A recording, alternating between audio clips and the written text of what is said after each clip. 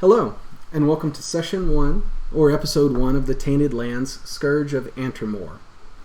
I am the Dungeon Master R.J. Cresswell, and we'll meet everyone else shortly, but first, we begin our story in the village of Antremoor, a community on the coast of the Maw in the country of Drichland. The village is surrounded by a wooden palisades, and Castle Antremoor stands just off the shores of the Maw, protected by high walls of moss-covered stone. Aerodale Colburn is High Lord of the castle, but you've heard that he and his army set sail for a military campaign in the savage lands of the south at the behest of the King's Council. A driving force behind the economy is fishing, and the village smells as though this is true. Those not involved in fishery make their livelihoods harvesting peat, raising sheep as livestock, or engaging in the production of other goods and services in this trade village. This afternoon you find yourselves at the Humble Eel Inn and Tavern. Light is breaking through the windows and bathing you in the golden glow of a sun hanging low in the sky. The tavern is outfitted with nets and ship wheels and all other nautical kinds of implements, and you're gathered around a table watching two sailors on shore leave betting and losing their earnings on a game of Find the Dragon with a gruff bugbear fellow. One of the sailors stands up and accuses the bugbear of being a cheat, and a tattooed barkeep with an eye patch bangs a club on the counter and says, "There'll be none of that in here, I tell you." The sailors stare at the bugbear for a moment, and the one turns to his friend and says, "Let's get out of here before we do something they regret." Then the bugbear turns to you and the crowd amassed with you and says, "Just wasn't their lucky day, that's all. Anyone feel lucky? Anyone around the table able to find the dragon?" And with that, the bugbear shows you a dragon card and begins shuffling it on the table with two other cards, much like this game of three-card Monty that you've seen before in real life. Before we go any further with this, take a moment, tell us about yourself and your character, and then describe what your character looks like as they're standing around this bugbear's table with his card game. So I'm going to start with you, Anna. Tell us about yourself. Sorry, go ahead. Okay. Hi, my name's Anna. The name actually on the Discord thing is wrong. My character's name is Astrel. Or not on the Discord, the Twitch thing is wrong. I play a wizard, very squishy. She's headed in the necromancy direction. I don't know what else to say. Tell us what your character looks like as they stand around this table. Visions. She has long black hair. She's really tall. Pale, dark freckles, and really dark violet eyes. The left one has like a shot of lavender through it. Okay. Elizabeth. So I am a monk, and I'm this little wizened 3-foot tall goblin lady with jet black hair that just kind of is determined to poof. Just about 6 inches out. Just a simple black dress, a definite bag on her back with many things and exciting things inside. Black hobnail boots, and just sort of watching everything that's going on. She's one of the oldest goblins you've ever seen. All right. David. Probably appearing from underneath a table. You see a small fey-like creature, a little more than 2 feet tall, which is, up to the knees on most of humanoids. Light green skin, as well as you can see growths of fungus, algae against matted fur. A large mushroom cap under which peeks 2 long pointed ears. He has a matted, coarse, wild reddish-brown hair, 2 bright green little eyes peeking out and looking at everything, and a cherubic nose. He appears very hunched and burdened. He seems to probably take interest in the goblin quite a bit, as they're similar, and you kind of smell a earthy, loamy smell of wet peat when you're near him, and he has this crooked a crooked pipe of which smoke is coming out, and he's just sort of looking around the bar at everyone very interestedly. All right. Trunk winks. All right. Set. Okay, so you see an elf. You can't tell if they're male or female because they're both. And they are pale cornflower blue, ranging to about a periwinkle in the skin. And then they have just tattoos everywhere. And they're probably wearing like a tank top looking, yield tank toppy thing. And they've got a beholder tattoo that looks kind of like, not really leopard spots, but similar to it. And then like it's very tribal looking. And I haven't determined what color their tattoos are yet because I don't know how that works in this world. Their hair is teal, short, kind of like a A-line but messy. And the tips of their hair is aqua green. And their eyes are violet.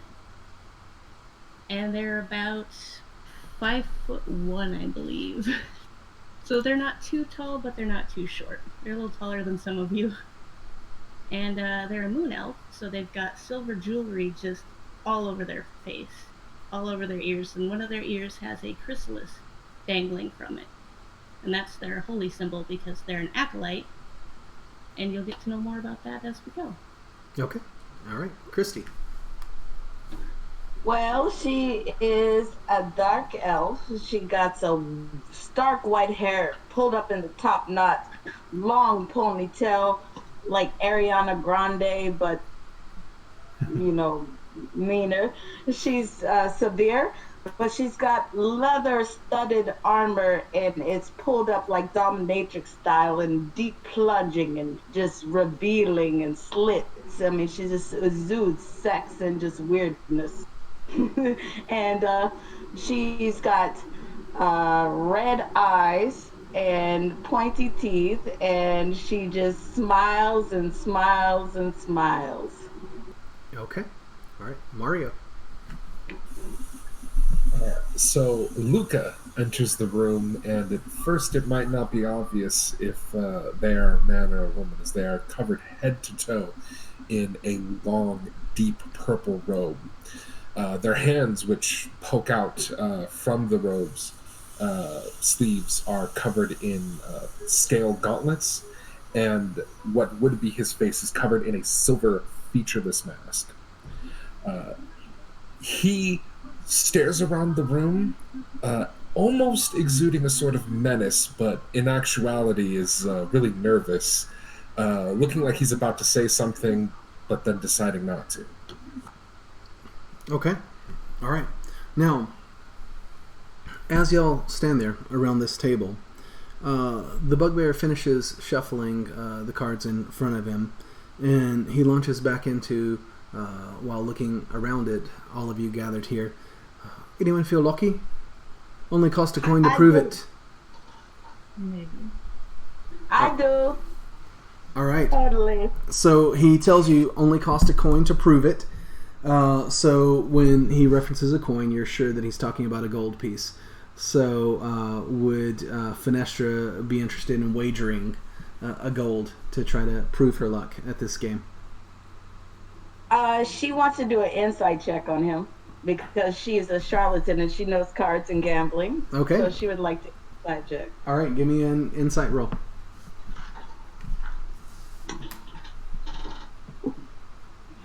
19. Did you say 19?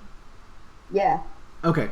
All right. So she was watching him as he shuffled the card. In particular, she was looking for things like maybe he palms a card, tosses out another, or anything like that. But it didn't appear as though he did anything underhanded like that. Now, she's not exactly certain where the card went, but she's certain that he's, at least in this particular round, playing by the rules of his game. Let's go. All right. Now, first, let me ask, does Fenestra have any proficiency, like in gambling sets or anything like that? Oh, yeah. Totally. She has marked cards. She's got weighted dice. She's got all kinds of things. Okay, So, all right yeah. then.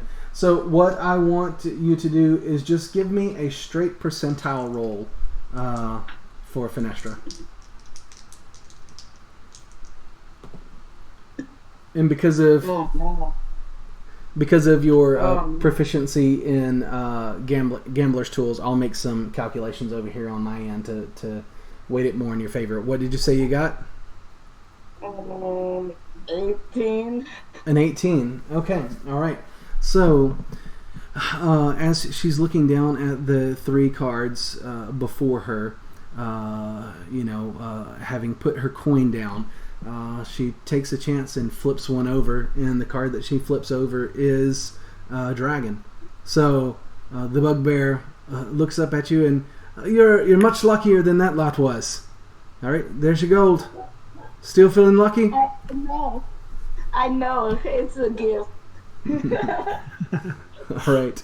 So he slides over a gold coin, so you can add a coin to 1 gold coin to your inventory. And he looks around at the table. What about the rest of the lot of you? Anyone else feeling lucky? Like, I have no business here. I'm broke. Okay, all right. Come on. I don't have any money at all. I spent it all. I for like my you Chicago already. ticket. What's your name? What's your name? I like you already. My name? No, well, you got into this, I guess. I talked into the background, but I think I like you better, maybe. My name's Kevin. What's your name? Vanessa Medei, you're welcome, and the pleasure's all mine too. Awesome. Well, it's a very big pleasure to meet you, and I know. nice work with the It's game. always a pleasure. You're welcome. I'm done. All right. So as the bugbear is looking around, Kimmin, kind of begins remarking to theirself that she has no business, or they have no business being at this table, and Fenestra overhears that and just kind of they start this little conversation, amongst themselves. As that's going on, the bugbear in front of the rest of you is kind of just looking around at the lot of you. Is anyone else interested in trying their hand at this? Oh, I'm never lucky, just intentional. All right. Oh, try it. You like All right. it, I'm sure. Well, all right, the lot of you. If none of you feel lucky, there's some other patrons in here. I'll do again. I'm feeling hot. All right, then put down another coin. But I would like to do a mage hand. Okay, so what do you want to do with your mage hand in this situation? Take his pockets. Okay, all right. So you're attempting to use your mage hand for a sleight of hand kind of thing? I want to do a sleight of hand while he's distracted and shuffling cards. Uh-huh. I want to be able to get his purse. Okay. 3-card Monty against him. All right. Yeah. So he begins shuffling his cards and, starting with his spiel. All you got to do is watch where the dragon flies, and just things along those lines. So if you will give me a not pickpocket, if you'll give me a sleight of hand roll. Okay. 18 plus 4. 18 plus 4. All right.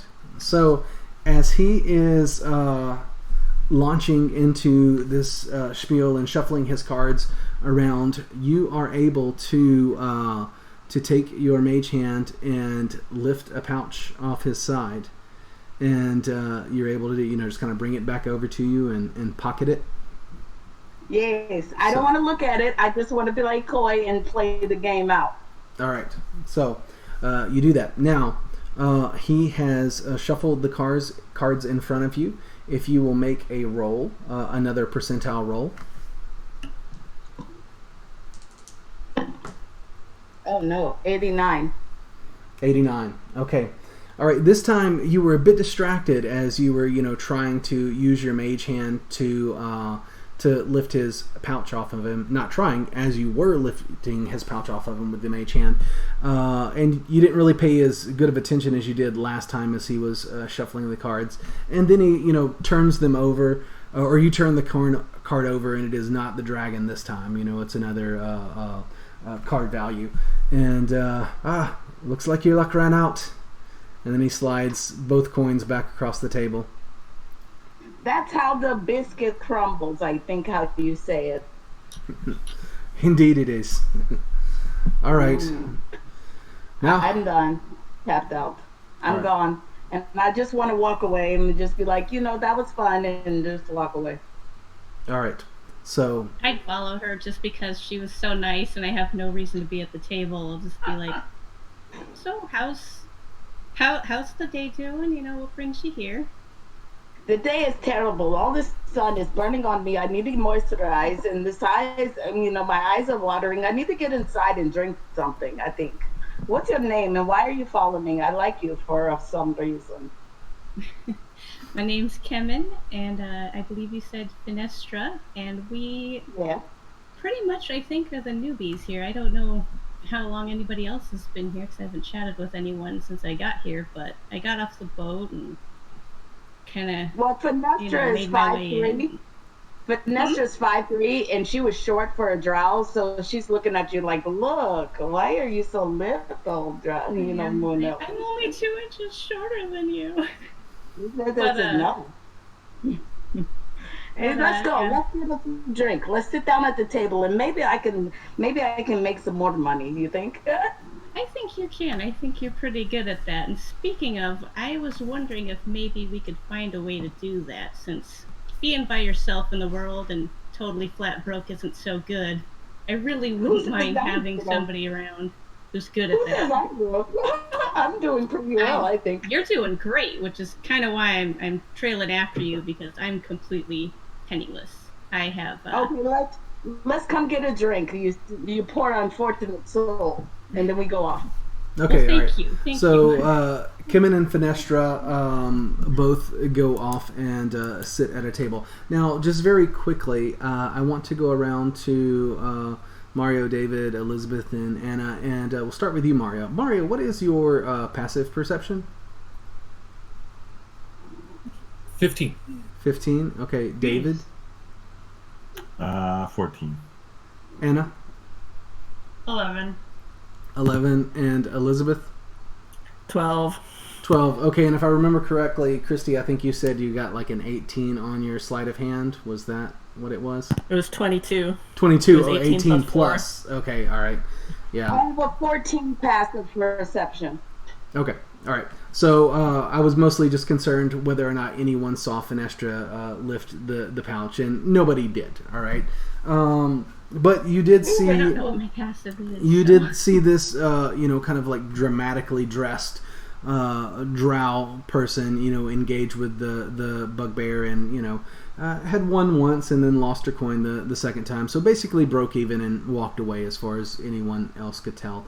Now, as I have mentioned to you all, you just recently got to Antremoor, and of course the first thing you did, coming to this new village is... Wait. How much money did I get? Just pause on that for a second, all right? But I'll come back to you, I promise. Okay. So you all just recently got here, and of course, being in a new area and not really knowing anyone here, you set off to find an inn where you could perhaps take shelter for at least the night as you kind of figure things out. Now, I know your characters all have individual motivations, but kind of largely what drove you here is just there is more opportunity in this village. This community is larger than a lot of the communities that you came from, or maybe you set off from your community with particular reasons. But Antremoor was a draw just because it is, it's large. There's a military fortification here. You're aware that some adventurers have gotten their start here before, and at the very least, ships come, ships leave. You just figured it might be a place to just kind of see what's what and what's going on, in the world outside of the communities that you came from. Now, Anna, as well, first of all, sorry about your character's name. I'm not sure. That's okay. How I think I might have sent the wrong sheet. Yeah, because I think I looked at the sheet and looked at the name on the sheet. So, what is your wizard's name? Astrel, Asterael.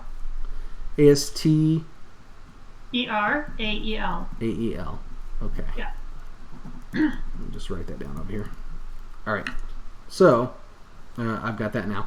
Now, Asterel, or Anna, what do you think Asterel would be doing after having just witnessed this? Because basically, as far as I could tell, no one else was really interested in trying their chances with the Bugbear Gentleman. So basically, he was just, off with you, if you're not going to play, essentially. I mean, I could totally rob him again, but, Yeah.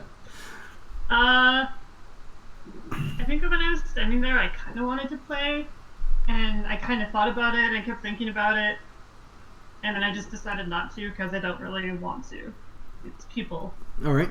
And I'm good with people, but mostly, like, if they're people I know. Yeah.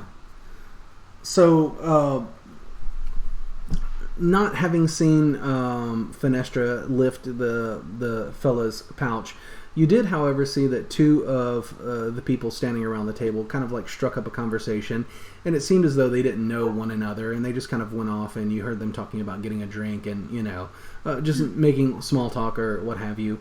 But they've set off to a table and are kind of in the process of ordering drinks from the barkeep. Where do you think Esther, pronounce it for me one time? Asterel. Asterel. All right. Where do you think Asterel would go? Drink sounds like a good idea. Finally turned 18. Okay. Awesome. Gonna go and innkeeper. All right. So you're getting his attention once again. He's sort of a bigger fellow. Like I said, he's got an eye patch. As you're looking at him, it appears that though he might have been a sailor once upon a time. And he looks up at you as he's, kind of busy getting drinks together for Kimmin and Fenestra. All right, how can I help you? What's your best wine that you have? My best wine? It's the one that I put you in a clean glass. Hey.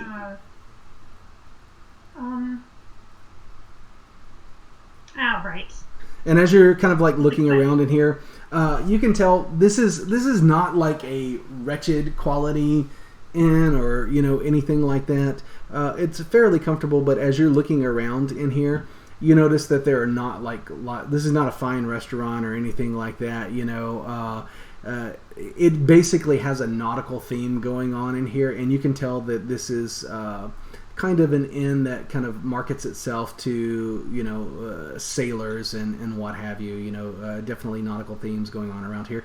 And as you're like looking around at different tables and stuff like that, you mostly see that you just the fare that everyone's got going on is just kind of like plates of fish and things like that. And as far as what they're drinking, you see it's mostly ale or grog or things like that. But he tells you he can get you wine. He just doesn't have a large selection, Thank you. Whatever you think is best. All right. So, all right. Well, if you just have a seat, I'll get it to you. Excellent. Oh, I don't think I said I'm a half elf. I don't think that came up. All right. People should probably know. All right. So, Asterel is half elf. Now, Elizabeth, what about Trunk? How much of that conversation did she hear? Which conversation? The one between Kimmin and Fenestra? Yes. I would assume that since you're interested in it, that perhaps Trunk might have been as well, And the gist that Trunk got from it is just basically that these are a couple of elves, though of different types. And you can tell that they're both new to town. They don't know each other. And Fenestra encouraged Kimmin to sit down and have a drink. So most of it. Most of it is what you took away. So I would like to go to the bar, order a mug of brown, get my mug of brown, go and sit next to Next Gen Kimmin, pull out from, like, digging her knickers, pull out a little jar of something, plop it on the table, and just kind of sip on her beer like she's totally meant to be there. Because she thinks this looks like fun. Okay. Vanessa would be like, my rock, what is this? Okay. Did you buy me one too? You should just pull that out of your underwear. Good It's Lord. storage. Oh, okay. And she sort of nudges the jar of liniment towards Fenestra and says, for your skin. Oh, let's see. And Fenestra is going to smell it. And You she's might going to wanna try. wash it before you- It smells like sheep. She's going to try and ascertain the things. And she's very snooty. She's not going to put anything on her skin. So she's going to try and see if this is suitable. It's like sheep liniment. She slides it back and thank you. I would prefer nail instead, little one. My name's Vanessa. You are? Trunk. Trunk? Trunk? Trunk. Okay, my comment is not that great. Trunk. Like tree skin? Like bottom of tree? Like middle of tree. Sure, okay, fine. Trunk. Thanks. But no thanks. I like your face. With the eyes and the ears and the thing. How do you say it? Visage? No, you are a goblin. Oh, Yes. Very good. Great. Drink with us, yes? yeah. I think I am. Yeah. another Get him sip. another one. I'll tell the barkeep, hey, get him another one. And by the way, I'm available for services. You know, I can work for you, but I'm expensive. Oh, I don't spend money on that. No, I'm talking to you, Trunk. I'm talking to barkeep, the employee, to make sure that we get room and board or drinks or food or whatever. You are ruining my game, but it's okay. But, it's all right. Get us another round. Grannies are great for game. What? What is a granny? Please explain things. I had a child, or several, and then they had children, and those are grandchildren, so I suppose that makes me a granny. Oh, you have a brood, a litter. 2 generations of. That's cool. A brood, a litter, you have A multiple... passel, a posse, a gaggle, a collection. All right, and we leave. Fenestra. Get Trunk and Kemen whatever they want. I like them already. All right, so Fenestra's ordering more drinks, and you guys are just kind of like making a little bit of small talk. There's a little bit of a communication issue as Fenestra is still trying to figure out some words, having just left where she left. Now, David, let's go over to you and Eldon. So Eldon, being here, has been observantly watching the scene unfold. But he's been most interested in Trunk, probably, not knowing who she is at first. Most attracted to her big hair. Eldon has similar wild hair. He looks like he's been on the road for quite some time. He's similarly burdened down with many, you can see many, like a bandolier of vials and herbs, and he just looks like he's been on the road for a very long time. His cloak is tainted with a kind of mold, and it's torn, and he just kind of follows Trunk over to the bar, looking very interested and listening in with his large ears. And he spent some time climbing up the bar stool and sitting next to her, and then interjects when he feels is appropriate. All right, so We are pleased to meet you. My name is Eldon. Vanessa would like him because he smelled like home. and he's smoking a very pungent pipe. It smells Oh, I woody like. and earthy. She likes smoking things. Things. All right. I So think Trunk. I would like his hat. I'd just be staring at his hat. Yeah. I think he smells good. I think he smells good. All right. So Trunk would notice that this, wee little, well, not wee compared to Trunk, but a person of similar stature, just kind of like pulls up a seat, and it's kind of weird at first because they just kind of like come, sit there, and they're just kind of waiting patiently as Trunk is talking to Fenestra, and then when there's a bit of a break in the conversation, he makes an effort to speak with Trunk. We are pleased to meet you. Our name is We- Eldon. We. Vanessa is going to pretend not to listen. She's going to pull out a silver top, and it's going to spin incessantly, and she's going to listen to Kim and speak blah, blah, blah, and she's going to be like, but she's actually paying attention to... Trunk, And- like center of tree, strongest part of tree. You I've are been- far from home, as are Yes. we. It is good to be far from home. More things to see. More people to help. The world needs saving, Everything needs saving. You're very wise. No. I'm very old. I'm old as well.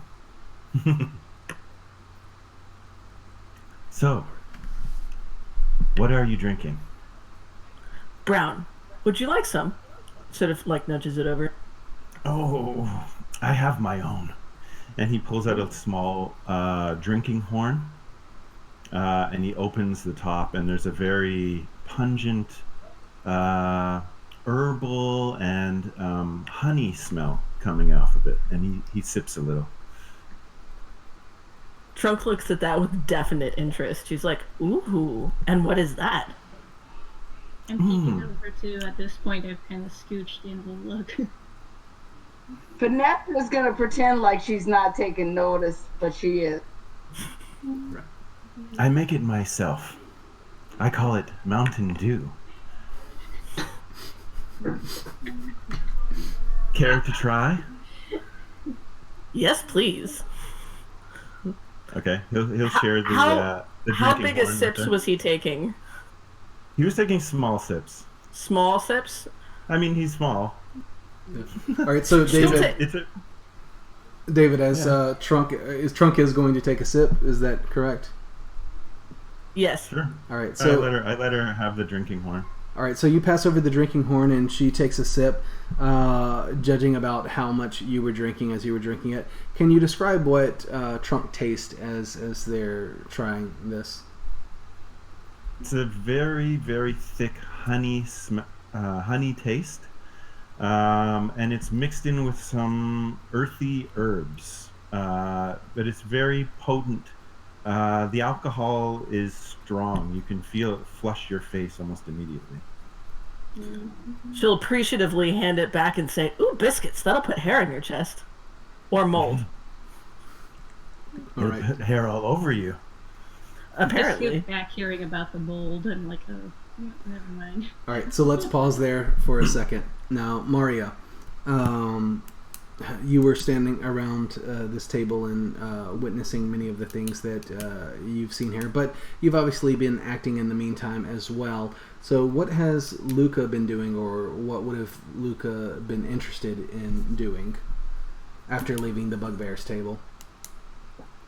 So after leaving the Bugbear's table, Luca is going to approach the bartender standing next to Asterael, and he's going to take 2 coppers under his finger on the tip, is going to slide them to the bartender, and he's going to say, "Specters." Specters, is that what you said? Specters. All right. He'll look at the 2 coppers on the table, and will seem a little puzzled for a bit. I'm not quite sure what you mean. Spectres? Like as in the dead fellas? Yes, the undead. Where are they? Well, Now I'm paying attention to him. don't think you're going to find any here. Yeah, so you said Esterel is paying attention. I'm paying attention to him too. You're paying I heard attention. him dead, Okay. and I'm like, All right. Yep. So he tells you, I'm afraid I can't tell you where specters are. You won't find any here, but I do have a notice board over there. If you take a look over there, I believe that someone said something about the dead. Thank you. You're welcome. Can I get you anything to drink? Water. All right. He'll, kind of frown a bit and, all right. And then he'll look at the copper that you slid over to him, take it. I'll get you a water. And just have a seat or go check out the notice board if you like. Luca will do so, walking over and inspecting it with great interest. Okay. Okay, Finestra is gonna abruptly get up, like just out of blue. She's gonna pull her top, put it back, and get up. Okay, And she's all right. gonna talk to the bar.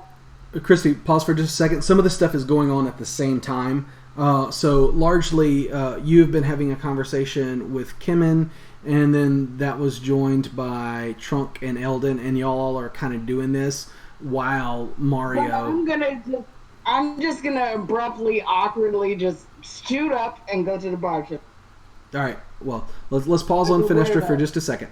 So, Anna, you heard this person come up and ask about specters, and then the barkeep said something about a message board and how there was something about the dead on the message board. So this person who had approached the bar, asked that, had this interaction, got some water, and then promptly walked away from the barkeep. Now, Mario, he motioned across the board, or across the bar, and as he kind of motions, you see that there's just kind of like this big kind of sort of bulletin board on the other side of the bar, or the other side of the tavern. And you head over that way, and it's just full of like several notices. Many of them are just kind of mundane in nature. People are looking for help at the docks with shipping and stuff like that, and then many things that don't really catch Luca's attention. But as he's looking around, he does find one slip of paper, and on that particular slip pinned up there, it reads, "Come to Nerzel's cottage and learn how the dead don't rest in the moorlands." Luca will, upon reading this, crush the paper in his hand in like anger, and then undo it and kind of smooth it out. Does it say anything else other than that? That particular paper doesn't say anything else. It really has just quite literally those words: "Come to Nerzel's cottage and learn how the dead don't rest in the moorlands." All right, then Luca's gonna turn around and march back towards the bartender with purpose, and like put his hand down with the paper and slide it towards him, and he will ask, "Where is Nerzel?" All right. So about this time, Finestra might have made it back, because it would have taken a little bit for Luca to go over there, sort through all the messages on the thing, and she sees this person approach the bar, put down a piece of paper, and ask, "Where is Nerzel?" And the barkeep will look at you and she's a wee goblin lass in the village. She has a cottage, a shop. Believe she sells herbs and things like that.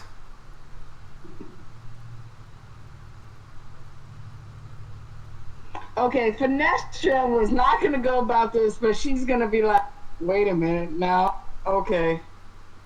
Where is Nerzel? Intimidation. All right, she try intimidation. which she's not great at. So what? 12. 12. All right. So as Luca is standing there asking about Nerzel, this drowish elven lady that you had seen earlier just kind of like echoes what Luca said, but in a much louder, more aggressive, kind of tone. It kind of comes out of nowhere for you, and the barkeep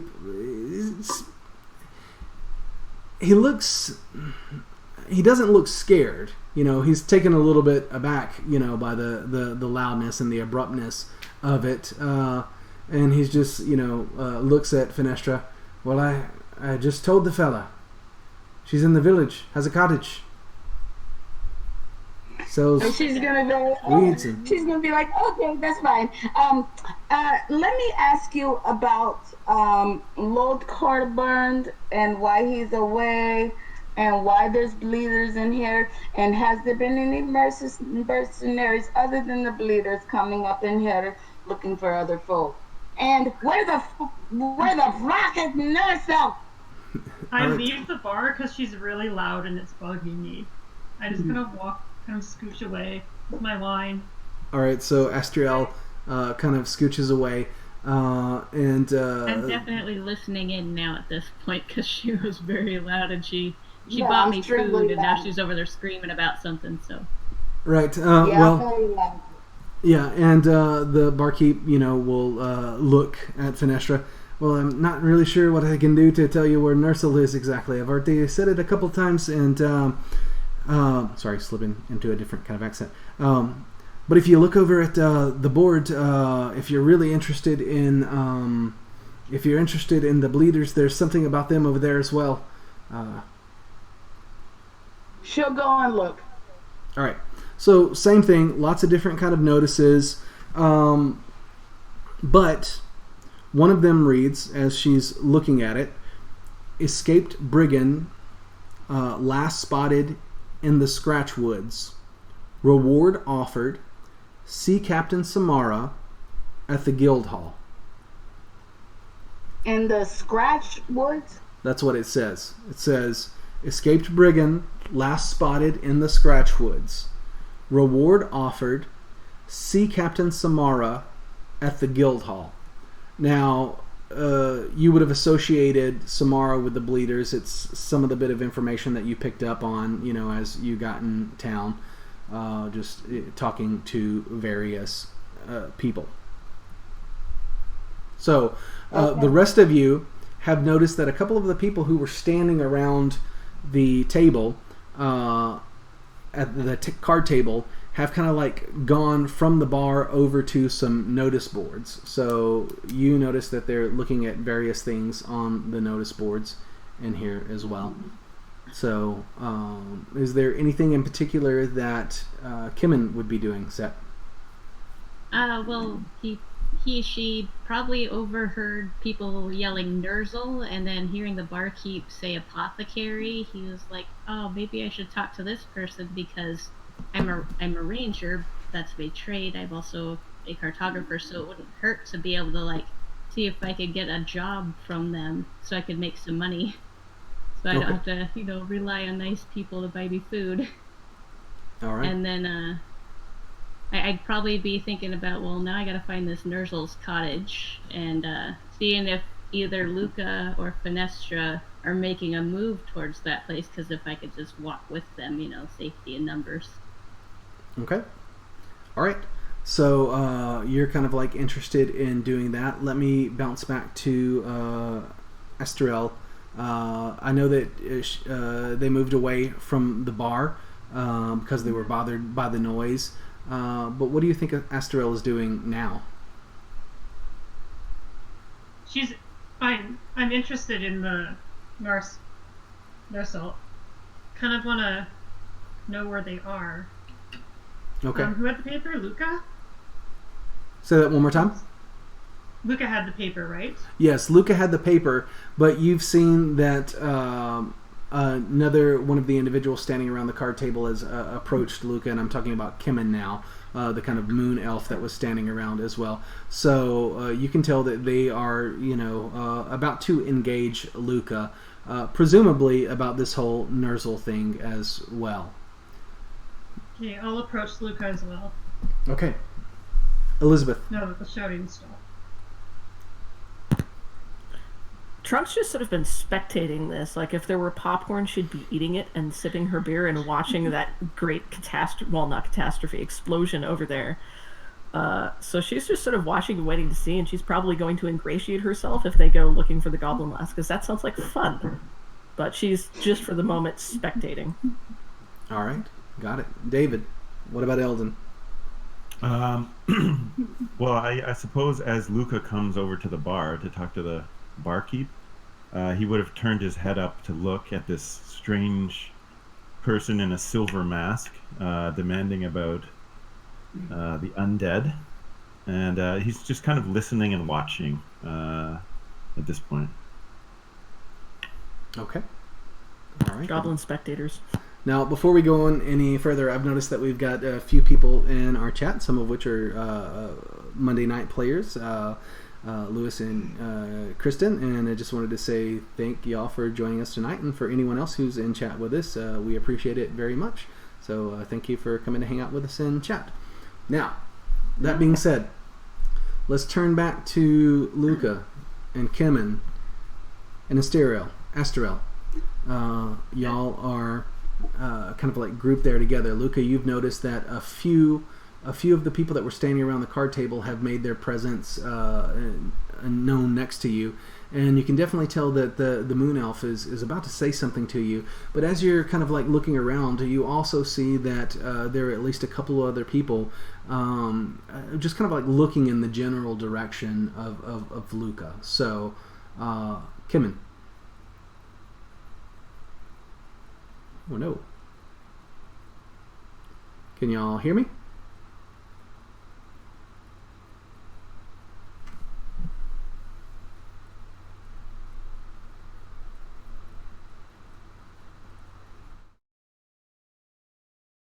Apologies for that. We had some kind of technical issues. So I'm not sure exactly what y'all heard, because I was just talking and then I looked up and saw that everyone's video and audio was frozen. So anyway, I'm just going to kind of recap to the point where I realized that nobody else was with me. So essentially, I believe that Asteriel and Kemen had all joined Luca, and Kemen was about to speak with Luca, and Luca had noticed that Kemen was about to do that, and that Asteriel was there, and that there were a couple of other people kind of interested in the conversation but hadn't walked up directly. So let's pick up with Kemen addressing Luca, whatever they were about to say. Hello, and I squint at the face because I still can't see anything, and I'm like, sir, I noticed that you were discussing seeing an apothecary, and I was really hoping that maybe I could walk with you to wherever they happen to be, because I could use some work. Perhaps collecting some herbs for them or something. Anything at this point, really. Would it be alright if I travel with you? Luca is gonna, you can't tell because he has a mask on, but he's looking you up and down.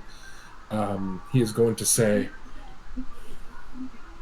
where we are traveling, you may not like where we are going.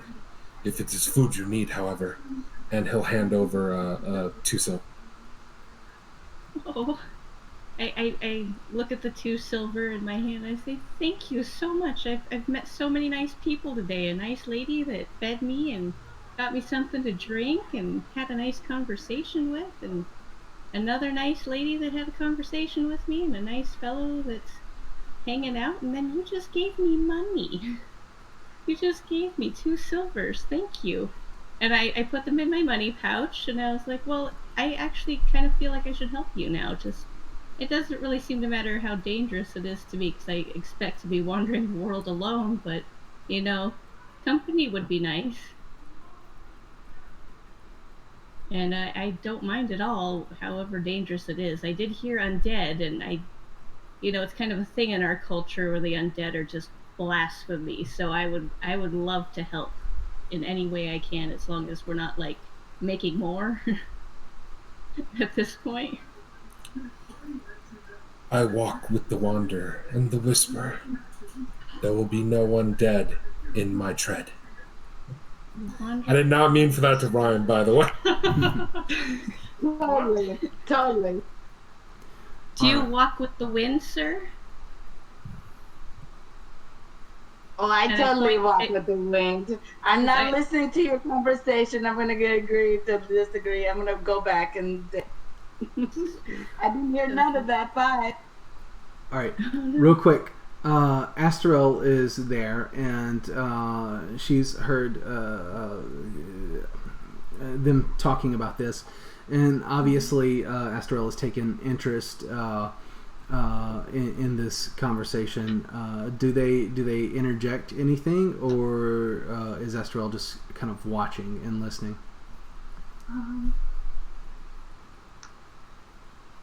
I just kind of come over, just kind of looking at my wine. Excuse me. Were you guys talking about undead? Yeah. I might be interested in heading over there if you are too. The more the God forgive merrier. me. We just invite people. God forgive my accent. I apologize to anyone this accent offends because I can't do them. It's fine. I can't either. I'm just too lazy to try one right now. Oh, I totally put on one. Just sickening. Oh, I love yours. Great. Yeah, but anyway, if everyone's headed there, I'd like to go with you. All right, so let's. Mario, I think you were trying to say something, but maybe your audio was muted. I have push to talk on. Okay. Luca is going to say, if you wish to travel with us, you travel with the Whisperer, so long as you understand. And then he's going to turn... Cool. So, yeah. and then he is going to turn towards Venestra, and he's going to say in Undercommon, Spider Child, will you join us? I understand Undercommon. I understood it too. She's gonna say, I am not the spider child. I am the daughter of the spider, and we walk in illusions and whisper. Yes. I apologize. Will you be joining us nonetheless? Obviously. All right. Now, real quick before I get back to David and Elizabeth, Christy, you had been interested in the pouch. So before you came back to join them, you went over to this notice board, and you had kind of found the notice that the barkeep had mentioned, the one about the escaped brigand and seeing Samara at the guild hall. And while you were over there, you first of all, you made note that the bugbear had definitely recognized that someone nicked his pouch. He doesn't seem to suspect you or anyone in your group, but you can see he's in a bit of a minor panic over it. And as he's doing that, you just kind of like turn to the side and sort of like peer into there. And what you find in this pouch is you find 8 gold coins, so you can add 8 gold to your inventory. But also within the pouch are kind of like these fingernail trimmings, just like dozens and dozens of them, like under the gold coins as well. Inexplicable. But yeah, so it's a pouch with 8 gold coins and some kind of like fingernail trimmings. So. And how much is my bar tab? All right. So, if... Give me just a second.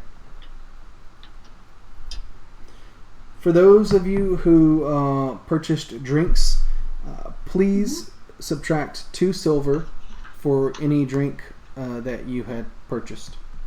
If it was Was it wine. 10 silver? I'm buying all their drinks. Okay, all right. Oh. So if it was wine, it was 2 silver Thank you. per pitcher, actually. So that wasn't by mug. So 2 silver would have covered a lot of people with wine.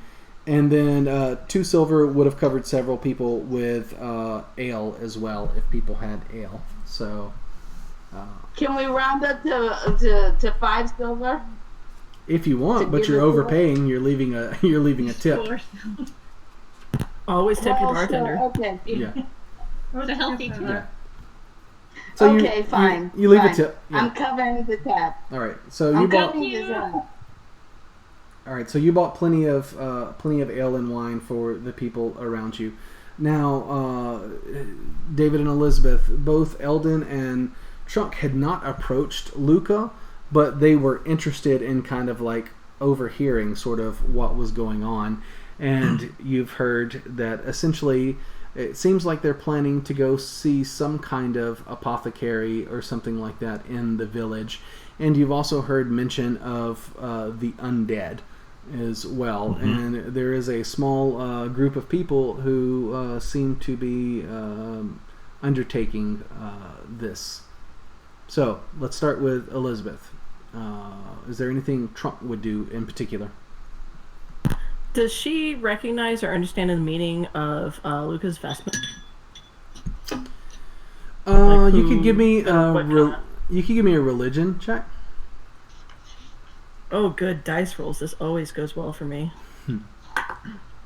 13. 13. That's enough. You know that within the pantheon, there is essentially a god known as Shara the Hidden, and basically that god has to do with kind of like death and life, and you just kind of associate it with that. Unless you're an adherent of it, you probably don't know too much about it, but yeah, you kind of have an idea that they might be an adherent to this particular religion. So if they're looking like they're going to depart, she's going to look over at you and sort of proffer her arm and say, that looks like... I'll gladly take it and hop off the bar stool and head over towards these strange fellows who are gathering. Eldon has the religion proficiency. Would he know anything about the... Who is it? Ashara the Hidden? As do I. Okay, yeah, so both of you, probably without even giving a roll, you definitely know of the particular deity, but there are kind of like sort of a couple of types of gods in my game, and some of them are known as the hidden gods, and there's not a whole lot known about them. You might think of them as being kind of like it's almost their adherents are like, kind of like a member of a secret society or something like that, you know. So think of, you know, Skull and Bones and stuff like that. Not the same thing, but just there's not a lot of information. You definitely know that it's a religion, but unless you're an adherent and you've like gone and worshipped with them and stuff like that, you don't really know a whole lot of what it's about. But you definitely know that it has something to do with like life and death, you know, and the sanctity of death, even possibly. I'm proficient, I just roll terribly. Okay. You probably still know that. So very much as they're going to leave, like just sort of walk with them as if you absolutely totally belong. Like not even asking. Do. Okay. All right. So y'all will just begin tagging along without really making it official or anything like that. And essentially... Vanessa's gonna go, wait. What about the escaped brigands in the Scratch Woods, you know? But it's okay, let's go. I feel it.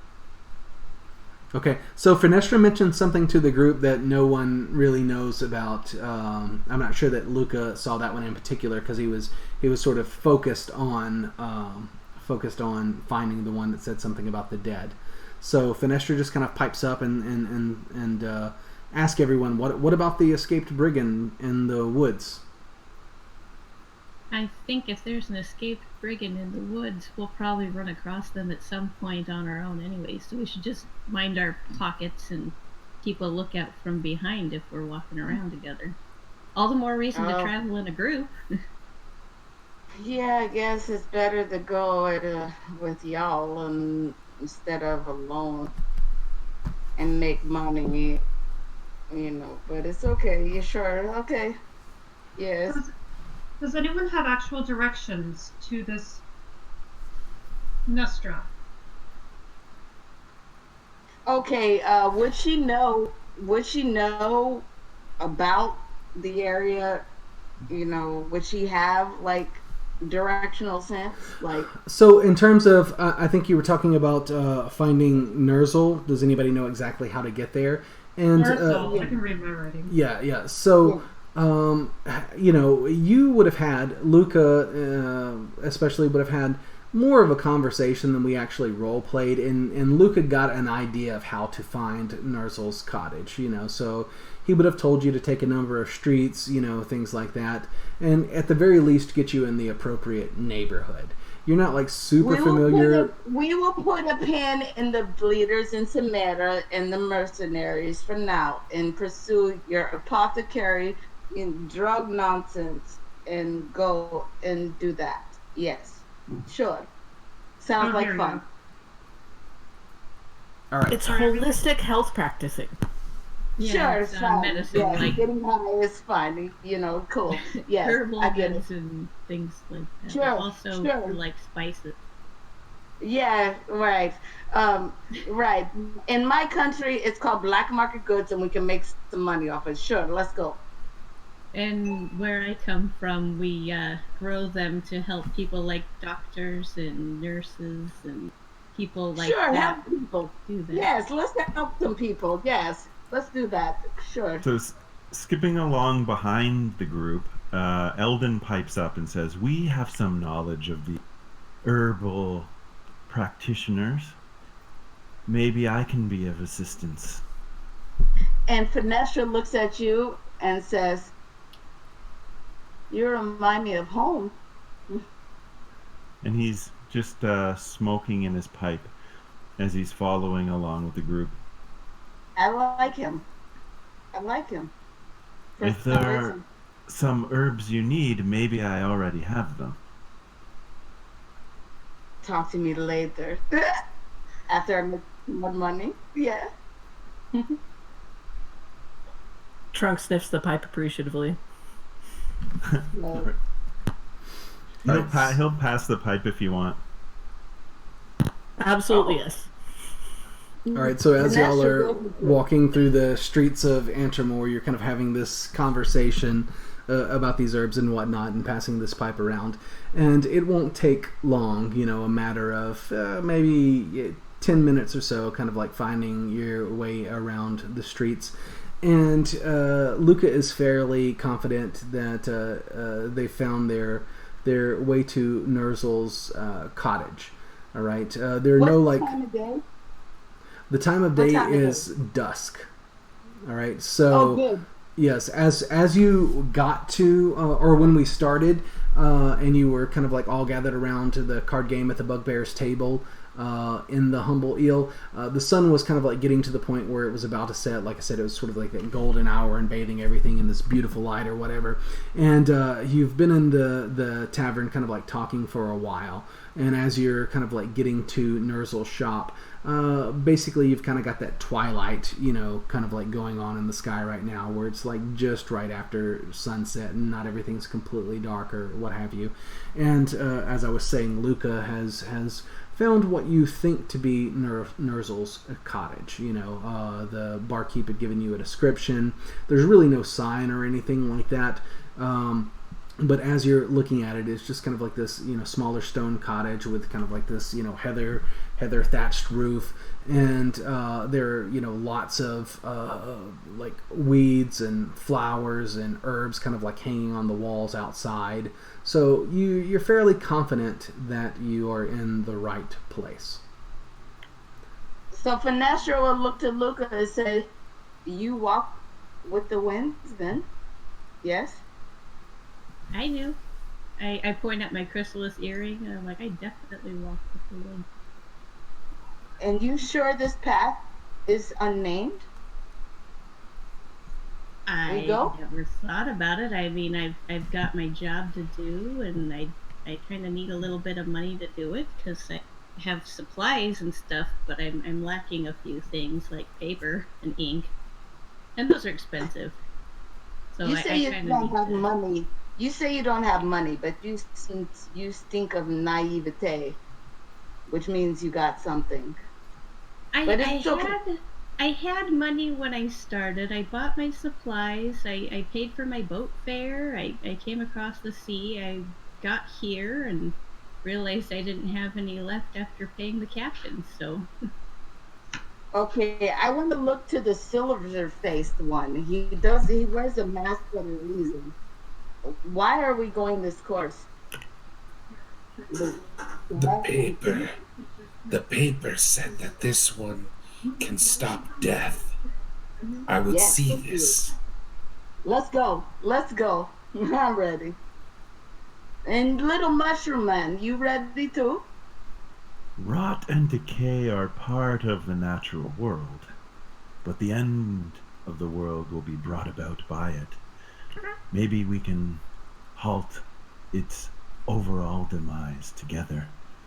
And venerable monk. Great and powerful venerable monk. You ready? And yes, she cackles and says, "Lead on." And quiet one. Quiet one with cloak. You ready? Yeah. I'm ready. I'm ready. Okay, it's time for inspirational speech. Let's mach them up off their tochen and do the chan and it's right now. Yes, let's go. All right. Okay. So Fenestra attempts her inspirational speech. You're standing right outside of Nerzel's cottage, and as you're kind of like standing there, Luca and Fenestra is going on about this.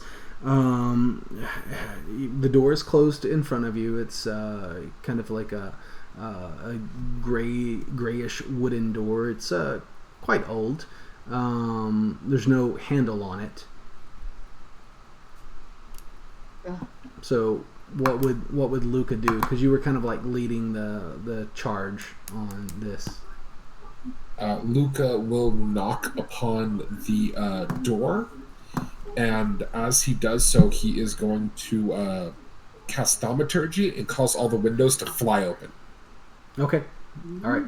So you do that, and the shutters of the windows kind of like fly open, and as they knock on the door, it just kind of like creaks open, and it reveals the inside of the cottage, which is very clean and neat. As Luca is looking in, there is a fireplace in here that casts a warm glow over the inside of the cottage, and much like the outside of the cottage where there are all these kind of things hanging on the wall that are presumably drying or just there for storage until needed, you see much of the same kind of thing on the inside of the shop as well. You see an area with a kind of like table and mortar and pestle and just a few like vials and containers and stuff like that. And within there you see a small goblin woman. And the goblin woman that you see is dressed in kind of like this natural, just kind of like tannish fibered robe. And the hair is kind of like pulled back and bound together in a bun, but it is just basically grayish, kind of white hair. And as you throw open all the windows and open the door, she looks at you, and this is presumably Nerzel. Can I help you? I was wondering, do you need anybody to help you find some herbs or anything? I kind of need a job. I'm very good in the woods, like extremely good out in the woods. I just need a little. Well, something. Kimmin is kind of standing right, beside Luca or whatever, and pipes Probably up with peeking that. around from behind him, just kind of staring around at everything while I talk to her too. Well, it just so happens that I do need help finding a few things from the. Oh, we lost somebody. Let's pause for just a second. Yeah, we lost Trunk. Yeah. I'll kick us over to a break real quick while we're waiting. Oh no. So apologies once more. We had some more technical difficulties that hopefully we've resolved now. And again, I've noticed that several people are still hanging out with us in the chat. So once again, thank you for being with us. So I'm not sure what the last thing Elizabeth heard before we had the crash. Thanks for letting me know that, Eric. I appreciate it. But anyway, essentially, y'all had just arrived to Nerzel's shop. And I described it as being, very clean, well lit. There are herbs hanging in here. And then there is a small goblin woman working at a table with a mortar and pestle and vials. And as you walked in, she had looked up after all the, shutters had kind of like flown open from the thaumaturgy spell that Luca had cast. And, she was just like, can I help you? And Kimmin kind of just piped up immediately with, do you need anybody to go get herbs? Things like that. And I think that was about the point where I noticed we had lost someone. And Nerzel was beginning to say, well, as it just so happens I do need help. But I'm afraid that it is quite a dangerous thing that you would be undertaking if you choose to help me. Vanessa's going to push Elvin forward. Okay. All right. So Eldon's just kind of like pushed into the shop. And as I was saying, Nerzel's just like, it would be, a dangerous thing you would be undertaking if you choose to help me. I'm okay with danger. We are here to stop the dead from wandering the moorlands. We were told you could help us with this. Right, the dead. So you saw my notice, and that's why you're here. Please come in. Come in and speak. All right. Luca's going to step in and walk right up to her and is going to hold out like the previously crinkled paper right up to her face and say, "Explain." Vanessa's going to go, "Oh!" and just go I'm back. just sitting next to her and like staring at the little old goblin lady, like, oh, And then yeah, I'm gonna hold her hand too, like, oh, we're gonna just play. All right. So actually, no, Luca's not trying to be like threatening or anything. He's just really direct and is like, tell. All right. So as Luca comes forward and asks her to explain, Nerzel looks and I was in the moorlands and I was trying to collect some specimens for my work here. I need things from time to time, and I was looking for Deathroot. And as I was looking for Deathroot, I had gone far into the swamp, and I saw in the distance there was a light just hovering in the darkness. It was a pale yellow light, and as I continued to go forward, I noticed that it seemed to be following me, and I began collecting my specimens that I was attempting to, and the light got closer and closer, and then I began to feel the life force just fleeing from my body, and I fled as fast as I could, and I turned back to see that it was still following me, and when I looked at it within this pale yellow orb, I saw a child's face, and it appeared as though the child was weeping, and I was able to get away. But I'm certain it was the dead. It must have been the dead. And I left without my specimens. I know Deathroot, and what you're describing sounds like a will-o-wisp, but the strange child's face That seems unnatural. Does anyone else know about these things? Okay, Undead? Vanessa's in the back, and she's furiously doing sign language, like in drow sign language, like, oh, no. It's all like, no, no, no, like, feverishly. But I don't know if you guys know that, so she's just like, out of instinct, just, just Can like, I insight? Can Can I? I insight check the old woman just because I see Fenestra having a fit, but I'm not quite sure because like Certainly. I don't know sign language. Certainly, go ahead. I'll do it too. I have religion. Can I roll to see if I know what a will-o-wisp is, Sure. or if Luca knows what?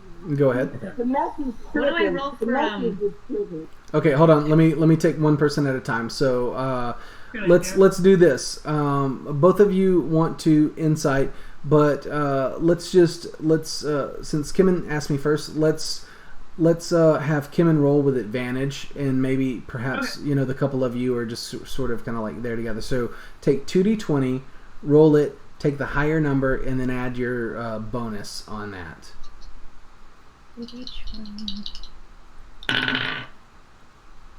Oh, that's sad. And then the higher number is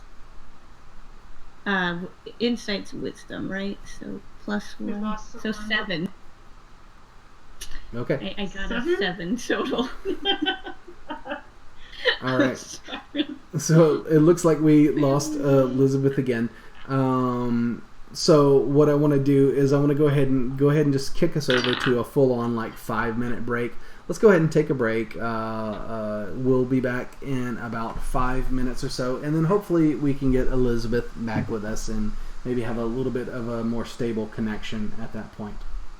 So we are back from our break now, and we've had some tech issues. So hopefully we've got that all sorted out now and are able to continue playing without interruption from this point forward. So before we had to take our break there, essentially what happened was y'all had found this cottage that belonged to Nerzel, this kind of small goblin apothecary, and you had gone in and you asked about collecting herbs for her, and essentially she had told you that she had been within the swamps trying to collect something called death root.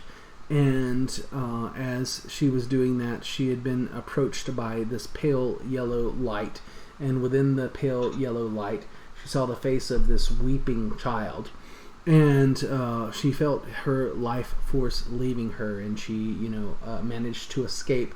But she didn't quite get to collect the things that she had collected, and she became very aware that something undead and unnatural was in the swamps surrounding Antremoor.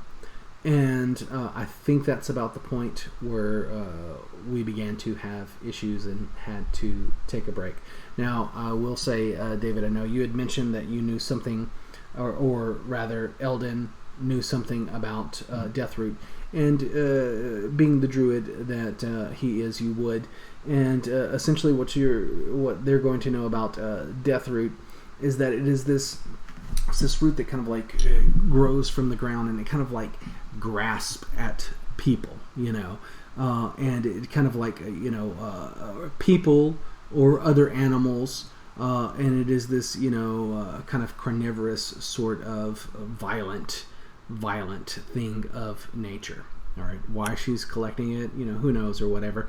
But your character would know very much that you want to be cautious around things like that. Okay, I'll warn the group. I'll say, well, we know that Deathroot is a very dangerous herb to be collecting, and in the swamps, one can never be too careful. Now, what it sounds like you've described are will-o-wisps, and I know them to be very playful. But this face in the light sounds unnatural to me. That is something we should all be very cautious of. Is there anything else you're looking for? other than the death root? No, not at all. I was merely trying to collect that. And anyway, I thought if I posted, quite a dramatic kind of notice like that I might get some adventurers like yourself. Everything that I've said to you is true. If you can recover the death root for me, then I would reward you. And then she kind of looks around, especially towards Luca, who had taken this kind of sort of interest, in wanting to know the details. If you kill or put this thing to rest, all the more better. No. But I can tell you it would certainly be dangerous. Vanessa is going to pipe up and say, if we kill this thing, is it worth more than just getting the death root? Because, we can just gank it and leave. But if we kill this thing, do we get more? Well, persuasion. There is just ominous thunder outside my window. Right. And to answer Fenestra, she would tell you that, regarding this thing that you call a will-o-wisp, I do have to go to the swamps to collect things from time to time, so I would certainly feel much safer going there knowing I would not encounter a thing like this again. So my plan had been to pay you handsomely with 200 gold pieces if you could return with the death root. But if you can provide some kind of assurance that you have slain this thing that plagued me, I could manage to perhaps give you each some bit of magical potion on top of that. And I am quite friends with the owners of Wild Wonders. I could perhaps arrange for you to have as much as 100 gold in credit over there as well. That's more like it. I accept. I can't answer for this, but I accept. That's machen more like it. I'm in. That sounds fine with me. We'll return with your death root and hopefully destroy this creature, whatever it may be. Because we're good people, yes. All right. Well, Luca got an 18 on his religion check to know about will-o-wisps. Okay. What does he know? Okay. All right. So regarding what he knows about that, now he would know that there are these entities that are kind of rumored to exist that sort of feed on tragedy. They can steal the life force from people. They are known to hang around places where death occurs frequently. And he would most certainly know that they are a form of undead. Why they occur, he doesn't really know. But would Vanessa know they're bad too, as well? Will-o-wisp are kind of common knowledge, especially in a setting like this. You might not know as much that as Luca knows, but you know to associate them with potentially bad things. Now, in addition to that, there are other, and I'm going back to Eldon now, mentioning that they're kind of playful. There are other kind of fairy lights and glowing orbs that one might see in the forest as well. That aren't quite as hazardous as something like what we're talking about now. But again, like I said, Luca would definitely associate them with being undead and bad news. Okay. Now, does Luca know about them luring people to their deaths, with the visions, or does he not? I mean, again, he associates them being around places of death, regarding luring people to the death, he might have heard stuff like that. Oh, BT dubs, I'm still clutching Kim and previously sign languaging. Okay. Out I of, don't All right. know out of sign anxiety language. and panic. I'm like gripping her and I'm just like trying to, you know, Right. but So she's just doing it out of anxiety. yeah. So Finestra's just kind of like a little anxious about what's going on with this. As I'm sure more conversation is going on than what we're having now. You're probably having a bit of a conversation amongst your group. I do want to come back over to a few others of you. So Anna with Esterel, how are they feeling about this, and would they say anything regarding this? I'm not sure if they've piped up yet or not.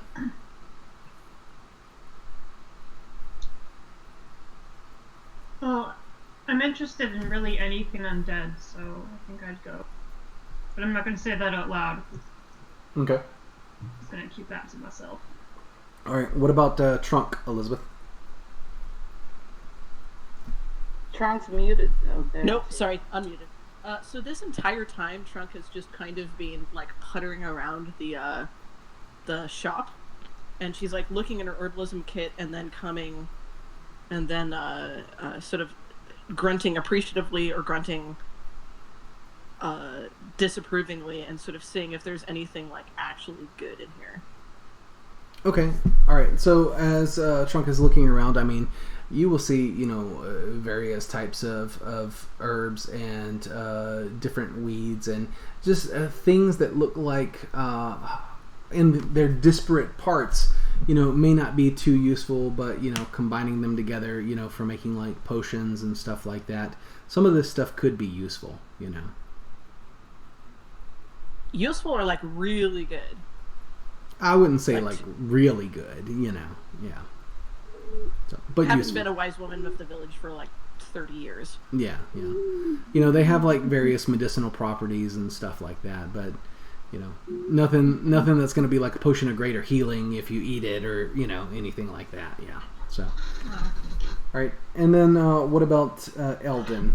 Eldon is piped up a little bit, but at this point he'll kind of look back and look up to Luca and say, "You walk the hidden path. What do you know about destroying these dead spirits? How can we do it?"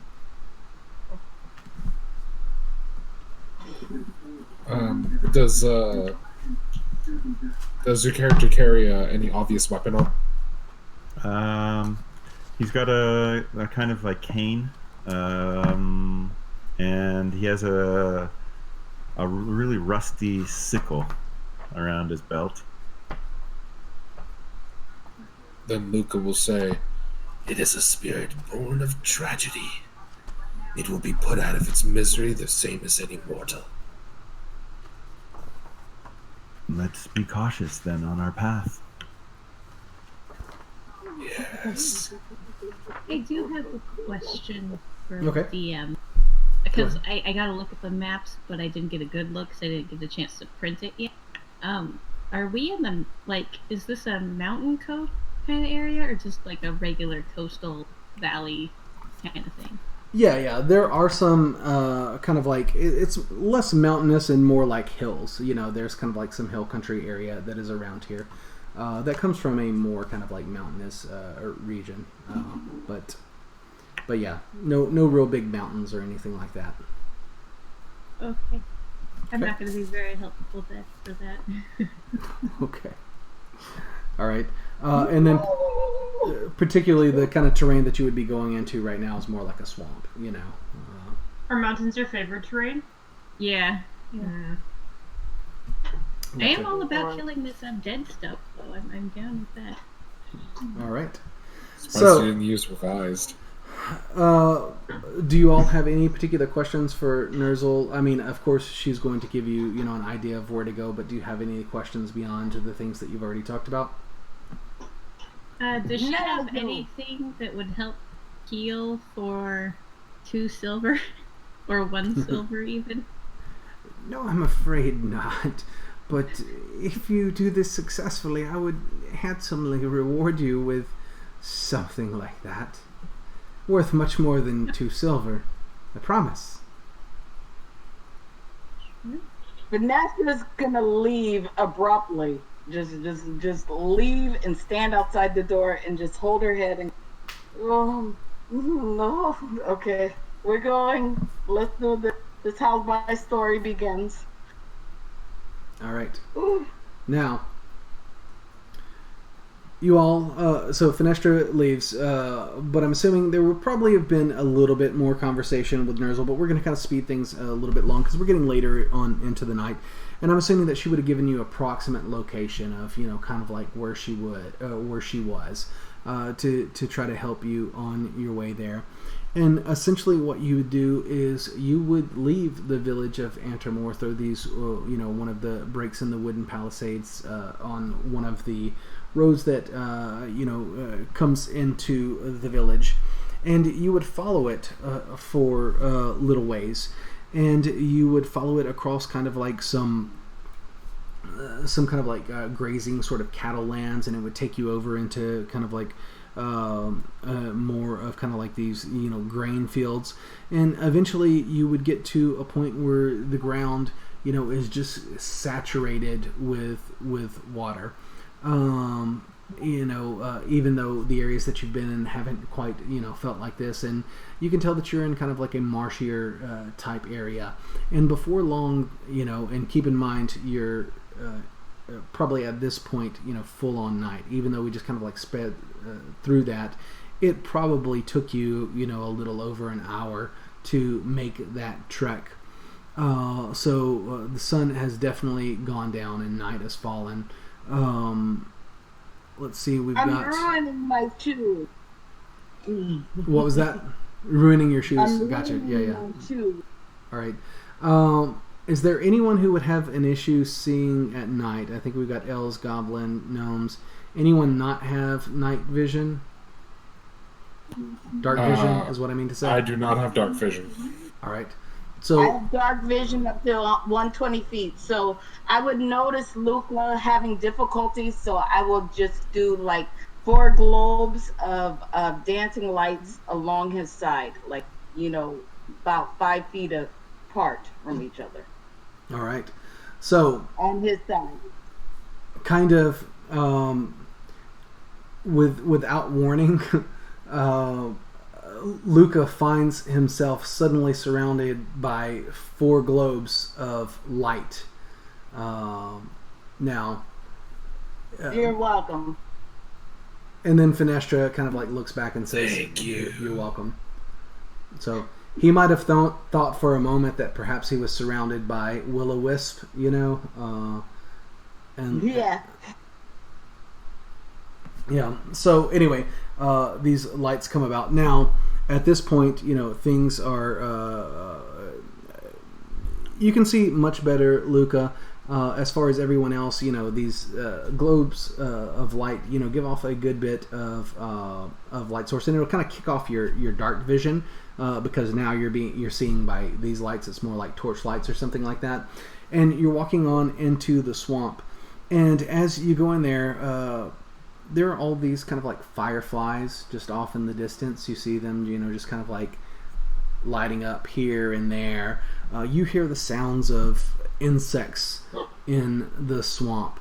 And you also smell kind of like a decaying sort of scent of just all of this, plant matter that is about you.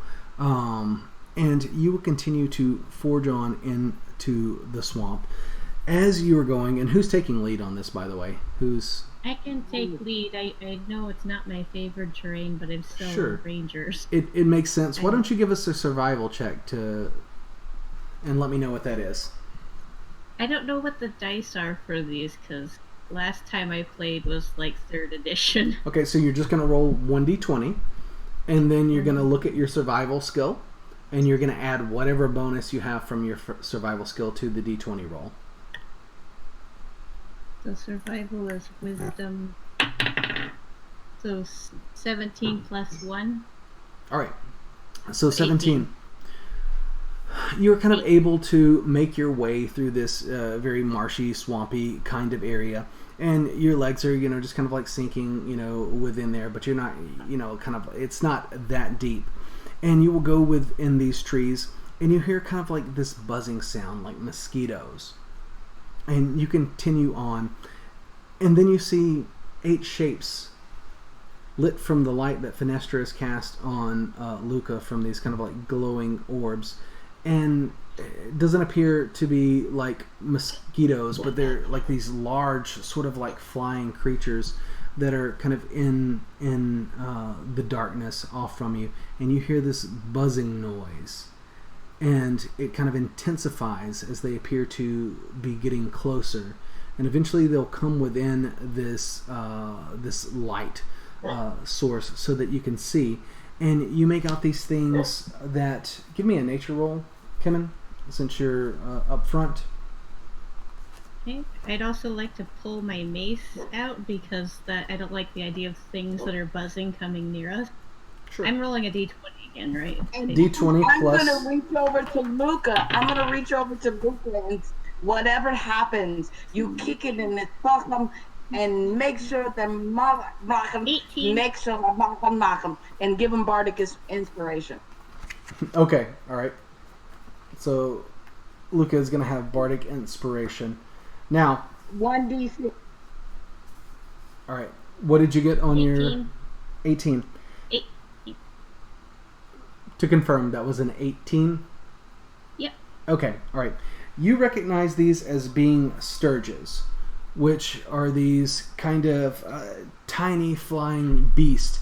And you know that they're almost like mosquitoes in the sense that they'll attach to you and like drain blood from you, And as you're kind of like going forward, you definitely can tell that they are observing you and your allies as prey. Now, if everyone will roll initiative. No! Oh, I should have got a spell ready. I gave him bardic inspiration. You don't fail me, Luca, please. I have no deck. 20. I got a nat 20. Well, I got a Kraken, but it's the same thing. 13. 16 plus 2, 18. Okay, hold on just a second. Is there anyone with pencil and paper handy? I like to have a player keep track of initiative. Can anyone do that for us? Yeah, I can do that. Wait. All right. Wait. Oh, yeah, okay. Yeah, you do that. Go ahead. 2, 3, 4, 5, 6. And Okay. make sure I have my initiative tracker next time. I do have an initiative tracker. Awesome. Anna, what was your initiative? 17. 17. Elizabeth, what was your initiative? 5. Okay. Oh, no! Not the monk! No! So Anna had 17. Elizabeth had 5. David, what was your initiative? 15. 15. Set, what was your initiative? 20. 20. All right. Yeah, or a Kraken. You don't have any. You don't have any dex bonus?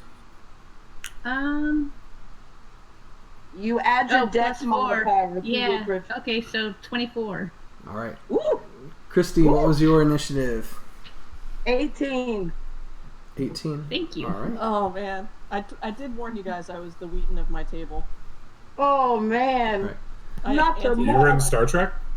Yeah, he's renowned. He rolls incredibly bad. poorly. Yeah. That's me. terrible. Oh, no. Okay, and Mario, you obviously have track of your initiative, and then the Yeah, I Sturges, got 13. the Sturges are going to go on a 6. Oh no. All right, so who's up top, Mario? Sets up first. All right, Set. You, as I've mentioned before, see these 8 flying creatures coming from the swamp, making I tell their way. everybody we've got big predatory bugs coming our way, and there's, you said 8 of them? 8 of them, yes. Yeah, so we've got 8 predatory bugs coming our way, and I've already got my mace drawn, and I pull my dagger too, just because I know they're probably not going to leave us alone. Okay. So All right. we're going to have to get ready for combat. All right. You know that they're closing in. Are you gonna hold your action and wait for them? So in 5th edition, I don't know how big they are, because They're like dog size. Oh, dog Yeah. sized? Oh, in that case, I'll put my mace and my dagger away. I'll pull my bow. I've got a long bow. Okay. And I will fire at the closest one. You fire at the closest one. Okay. Make an attack roll. Okay, and make sure I have an 8. That's a 10. Hang on. D8. 8. 8. That does not strike. So you. Oh wait. Do I roll the D8 for? Because my longbow says 1D8. Is that for my? No, That'll be- rolled Your a damage. D20. That'll be sorry, damage thank you. for hitting. So you I roll. told you guys it's been a long It's okay. time. All right. So Really essentially, long. what you should do if you're attacking with a ranged weapon is you are going to roll 1d20, and you rolled an 8 on a d20. Is that what you got? No, on the D20 I rolled a 2. On my D8 I rolled an 8, but it didn't hit. It didn't hit. Yeah. So you pull out an arrow and knock it, release it, and it just veers far to the left of the one that you were trying to strike, and just kind of like pitches into the murky waters of the swamp. That's yeah. Now, who's next, Mario? Me. Yeah, it is Finestra next. All right, Christy, what's Finestra gonna Okay. do? Finestra's gonna walk up into the closest one and curse it out and draw it. And she's gonna be saying, "I'm the book enough to come and I'm gonna," and she's gonna whip out her whip, and she's got a 10-foot reach. Okay, make an attack roll. 13. 13. All right, so Finestra takes her whip, launches into her spiel, cracks the whip, and as she does it, it's just kind of the light source behind her and the darkness ahead. She's just like very, like an inch shy. It just like snaps right in front of the Scourge without making contact with it. I do it again. All right, are you able to do it twice? No. All I right. forgot. I'm a Who's- freaking bard. Who's next, Mario? Anna's next. All right. Okay, so I take my staff that I never really introduced. So it's a purple wood staff, and there's a dark crystal sitting on the top of it. Especially made for me by my parents. Anyway, so I point that to whoever's the closest one, and I cast the cantrip Infestation. Okay, all right. What's your saving throw on that one? Con saving throw, and my DC is 13. Okay, all right. Tell us what happens when you cast Infestation on this Scourge. Well, if it hits, it takes 1d6 poison damage. So I rolled a 3, and it has to move in a specific direction 5 feet away. All right. So with the infestation, So is it like insects and stuff like that? It's that insects, yeah, sorry. It's cloud of mites, fleas, parasites. Yes. A bunch of bugs come like streaming from my staff and go and attack the closest thing. All right. So as and you said it was 6 points of damage is what you had rolled. Roll d6, I rolled 3. 3. Okay. All right. So you point your staff, and then you kind of conjure up this cloud of fleas and all of these other things, and the Scourge that is ahead of you that you're focusing on right now. You can tell within the light, like it is just surrounded in this swarm of insects, and it begins buzzing, and then you see kind of like that they're tearing the flesh of it open, and it falls into the swamp beneath it. Oh, Yeah. it died? Cool. Yes, it died. Well, I don't have to roll which direction I sent it in then. Right. Yeah. That's Now. Alright. That's my turn, because... Who's next, Yeah. Mario? Next is Dave. Okay. Eldon casts Produce Flame, and a ball of fire appears in his hand. And if one of them's within 30 feet, then he's going to hurl this ball of fire at one of them. All right. He can certainly do that. Okay. And he got a 17. 17 will strike. Okay. So only 1 point of fire damage. All right. So as Eldon, slings this ball of flame that he had produced towards one of them, he does make contact, but it only just kind of like it nicks the wing just a bit, and you can see that it's it's injured, but it's still it's still in flight right now. Uh-huh. All right. Now, who's next, Mario? Next is Luca. So Luca is going to. How many of them are left? There are 7 of them left. One of which you just observed Eldon, launch fire at it, and it just kind of barely nicked it, and now it's just kind of like it's trying to maintain its flight, but having a little bit of a problem with it. Luca's going to choose that one since it's already wounded. He is going to exclaim to it, "Whisper, take you disease ridden filth. Vita mortis careo." And then he is going to cast Toll the Dead, and it has to make a wisdom save, I believe. All right. Or take a d12 of damage. And my save is 13. Right. And it does not save, so why don't you describe for us what happens as you toll the dead on this one?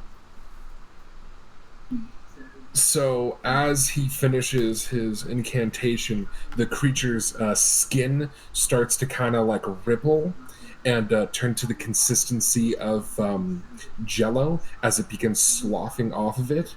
First its wings, then its flesh, then to where there's nothing left but like bone that quickly hits the ground. As I got a 12 for damage. Wow. Okay. Nice. Take that, Uthorn! Take that, Uthorn! You go, Luca! And its flesh, melts off of it as Mario described, and then it just falls down within the swamps. Now, I believe it's their turn next. Is that right, Mario? Yes, it is their turn. Okay, so that's gonna give me one. That's gonna get a I'll be from Trump. All right. Uthorn! You take that, Uthorn! Now, Go to Zoo. the rest of them, kind of like swarm forward, and there are actually one for each person here. So, for each character here. So, Anna, give me your AC real quick. Oh, Or Astarel's AC. 10. 10.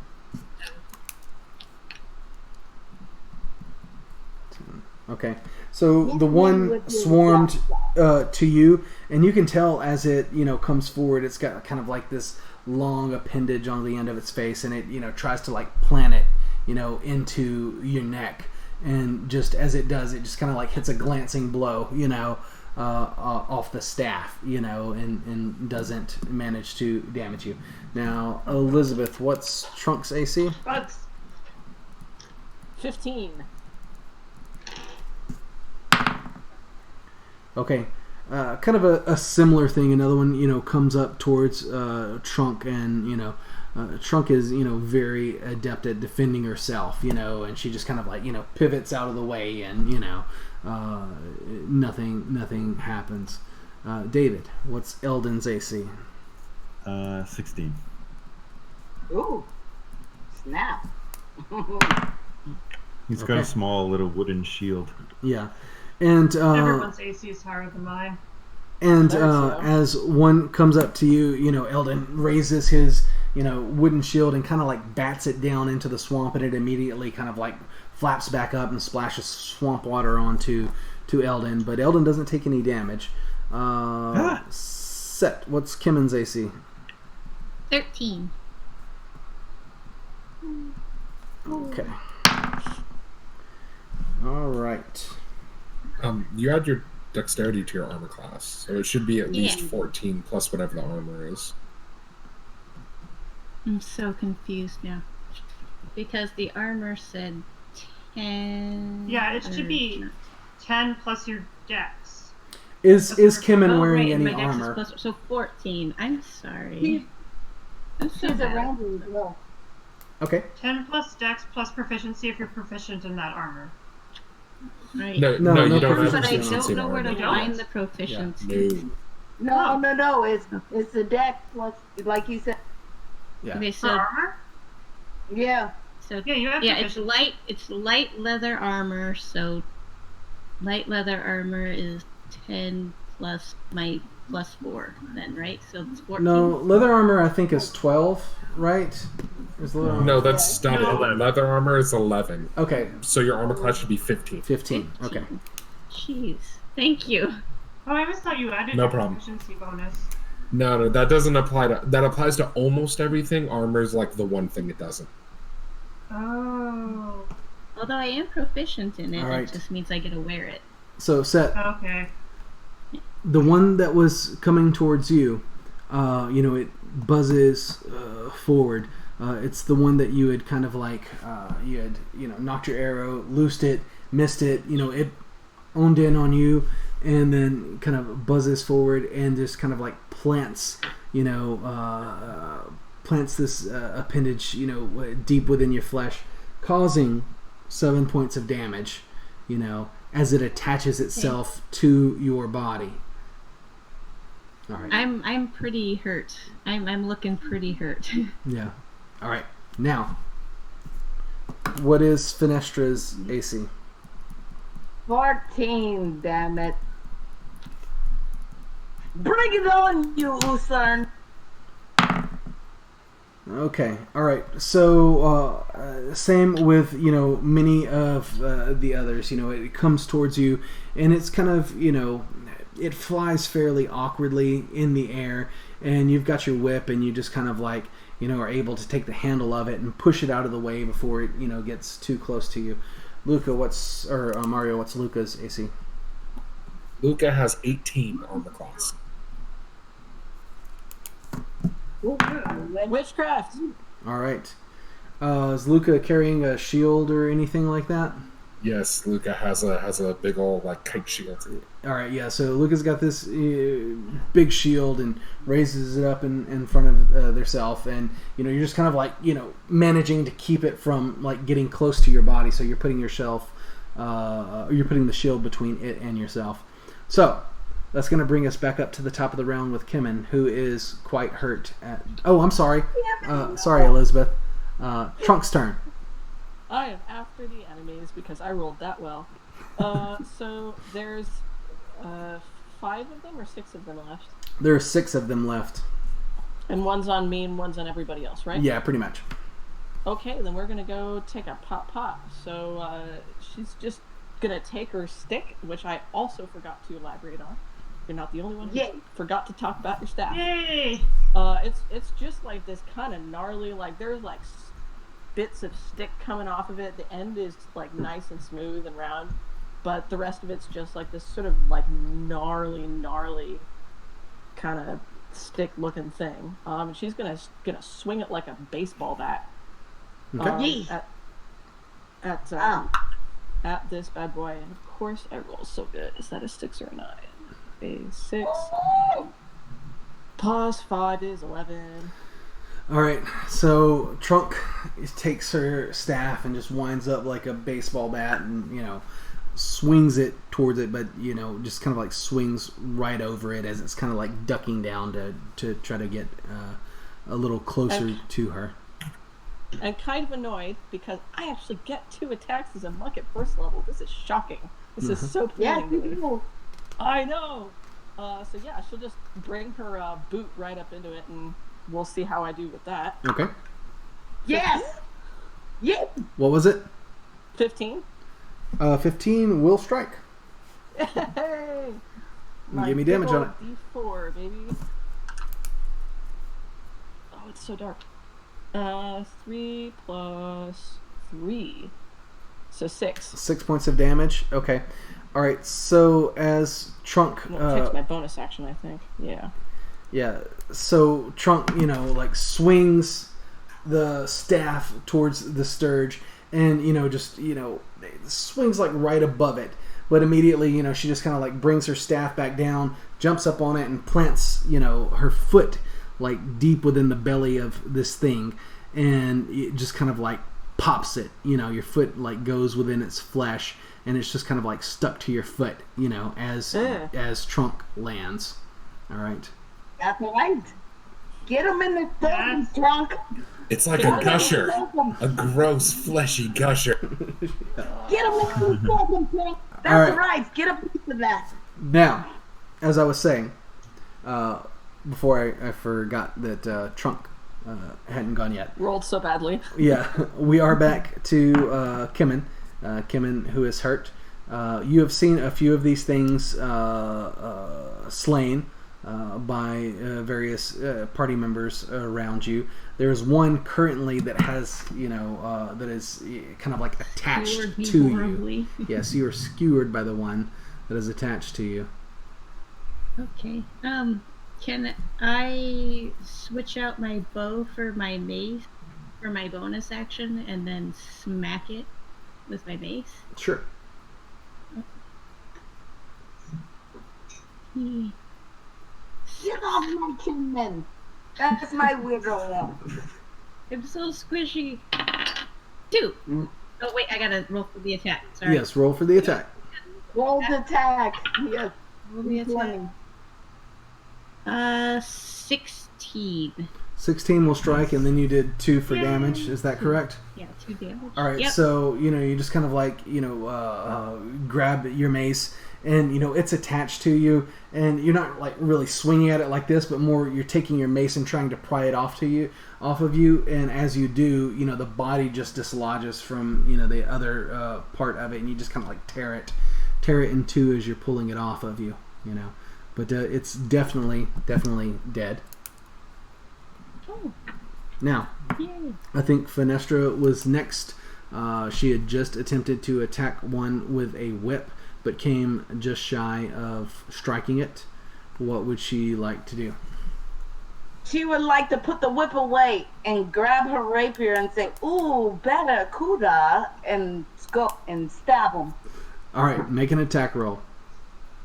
Dun dun dun dun dun dun dun dun dun dun dun. Oh, by the way, when I hit the whip, I had a +2 to that, but I'm not going to retroact that. But yeah, it's 16. 16 will strike. All right, so give me damage on that one. Okay, 1d8. 5.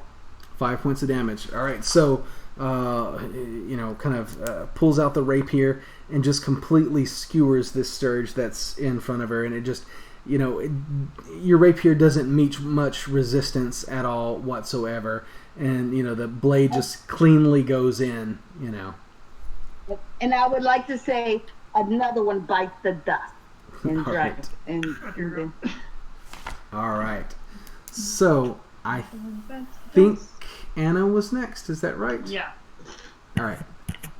Are there any that are injured, or have all the injured been? There are 3 that are up that have not been injured yet, as far as you could tell. Okay. Let's try something different. So I'm going to cast Frostbite on one of them. All right. The one by me, because it's pissing me off. Is that going to be a saving throw? Yeah, it's a Constitution. The DC is 13. The AC is, or the DC is 13. Okay. 13. Does it do anything if it makes its saving throw? No. All right. So Did it make it saving throw? it did. So Astarel, chance her So I guess arcane. Take Go my ahead. staff, and then kind of like I'm trying to aim for it, but I can't, and my spell goes that way. All right. And Okay. misses it. That's what happens. No. Now I think are we at Eldon now? Is next. Yeah, there's All right. one buzzing around him. He'll pull out his crooked little cane. It's adorned with wooden trinkets, carved sigils, and some crystals dangling off of it, and he'll kind of try and bat at this thing that's swarming above his head. All right. We rolled a 17. That probably hits. I think it's +1. He's not that strong. That hits. So give me damage. Don't worry, my strength is -1. Mine's the same. Same. Mine. I dropped a die. 1 point of damage. 1 point of damage. All right. So you just kind of bash your cane into it, and it meets with a little bit of resistance. The Scourge kind of like dips a little bit towards the water, but then just kind of like buzzes, shrugs it off, and is coming back towards you. And he sees Kemen was quite injured. Is that right? Yeah. Yes. Okay. So with his bonus action, he's going to cast Healing Word and say, Thank you. may the spirit of nature heal you. And he'll give you 5 hit points. Thank All right. you. That's a big help. All right. So Kemen, kind of immediately feels their body just kind of like go warm in quite a pleasant sort of tingly way. That might happen. And as this happens, you So notice. I'm streaming on my phone now. Okay. All right. Yeah, everything is dark here now. That's cool. Gotcha. And we We can lost see Christy. I can see you. Couldn't use my data. All right, so Kemen, your injuries, begin to heal themselves from Eldon's magic. Now, Thank you. takes us to Luca. Luca is going to raise his right knee, pull his dagger from his boot, and flip it and try to get the thing in whatever constitutes its net. Okay, all right. Make an attack roll. Does a 20 hit? A 20 will definitely hit. Yeah, does a 20 hit? Give us damage on that.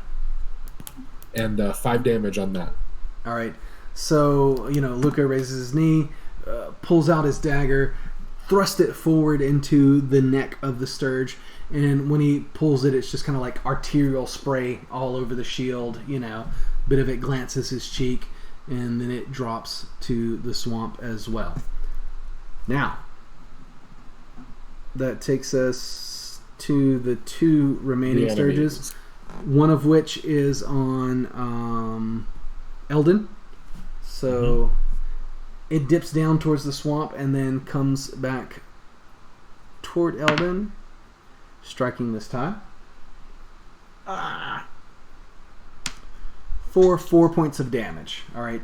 And a similar kind of thing. It is attached to you. No. Now, I'm just gonna be voice, guys. I can't do video on this right now. The phone's being stupid. Okay, all right, that'll be fine. There is one left, and I think it's on Anna. Am I correct? I think so. All right. So it attempts to strike. Okay. All right. So the one that is on Anna is trying to avoid her, spell, and it buzzes forward and completely misses Anna, and then it's like pitches in, like underneath the swamp, and it's kind of like gurgling and bubbling like under the surface of the swamp right now. It appears to still be alive, but is currently submerged in the muck and mire of the swamp. Now that takes us to Trunk. So There are there's 2 one left. Eldon. Okay. One is attached to Eldon. One has pitched No! into the swamp. Get it off us! Can I smack it with my staff without injuring Eldon terribly? Yeah, as long as you don't roll a natural 1. Watch the head! You say this to me. So yeah, she'd like to just sort of like trot along, grinning madly, and just take the staff and just go whoop pop like that. All I'm right. like, ah! See how that goes. Yeah, just like with a weird, like kind of excited grin. Watch the head! Watch the head! So you know roll how you- 1. Oh, you roll a 1. This is the best. No, my head, my head! All right. You said that. You had to say it out We loud. jinxed it. All You right. had to say it. So, He comes Chunk. smashing down right on the top of my mushroom. yeah. So Trunk, is rushing forward to Eldon's aid, and then she just, raises this staff up, and then immediately Eldon's eyes just go like real big. Because you can tell as it's coming down rather forcefully, it doesn't look like it's going to land anywhere near the Scourge. And yeah, she cracks you right across, Oh no. mushroom cap that you're wearing for a how many? Not Cappy. How many damage? Oh, no, How much damage? Oh, I have to roll damage. I don't Yeah, want you to roll do. damage. I really don't. No. Oh no. 7? Yeah, I'm down. All right. So you just completely brain Eldon, and he falls, and part of his body is kind of like on firm ground, and his legs are kind of like in the deep of the swamp. You know? And there's still a giant mosquito. And there's stuck to me. still a giant sturge stuck, I'd like or a to try to sturge kick it off, stuck please. to his neck. What now? I'd like to try to kick it off, please. All right, just don't roll a natural one. You don't say that out loud. Please, I kind of like you, but I don't. I want to see what happens, but I really don't because I like the little mushroom man. Please. Oh my god, no, it's better than that. It's not. I don't. Okay. 12. 12. Okay. All right. So you don't quite get it off of him, but you stomp like right next to it. You don't manage to injure him his head any above water? more. You don't make him miss a death saving. Is his throw. head up? Yeah, his head's above water, but his legs are kind of like within the swamp. You know, like Oh. yeah. So that's going to take us up to the top of the round, and we're back at Kimmin, who's feeling much better, and she sees that there is one very much attached to Eldon, who has now fallen. Eldon, who had just kind of helped her with some healing magics, and then promptly got brained by the goblin The trunk. crazy old lady. And then there is another one in front of Anna, and it is, you know, kind of like just rising out of the swamp in front of her right now. So there are two Well, left. I did notice that Eldon helped me out and that he's down and it doesn't look good for. And I can't heal, so I'm going to attack the one that's still attached to Eldon All right. with my mace. All right. Make an attack roll. 13. 13. You don't hit Eldon, but you also don't make contact with the Scourge as well. You know, it's another one where it's kind of a weird situation that you're trying to strike at because you just saw Eldon get brained. You know, so you're especially trying to, you know, kind of like pull back and place your strikes very well, and you don't quite do it. Now, that's then going to take us to Fenestra. Okay, who's being threatened again? It's Eldon and Eldon and Asterel. Asterel. Estriel. Okay. I say, how dare you? How dare you make old goblin lady hit mushroom man in the head for you? And then I'm gonna go and barracuda his ass. All right. Okay, it's 15. 15 strikes. Okay. Give me damage. All Or right. actually, you don't even need to give me damage because I know it's going to kill it. You know, you're still using your rapier. Is that correct? Yes, I am. Yes, Yeah. I am. Barracuda is my rapier. Gotcha. All right. So you take Barracuda and once again just plunge it within the Scourge, the flesh of the Scourge. No resistance at all whatsoever as this thin blade just, you know, slides in the flesh. And I want to say, go to Zoot, you Uthern! How dare you threaten mushroom man who smells good, reminds me of home? How dare you? You hit it on the, and you, I can't. Kill that thing. I killed that thing. Luca, I gave you inspiration, you killed that thing. All right.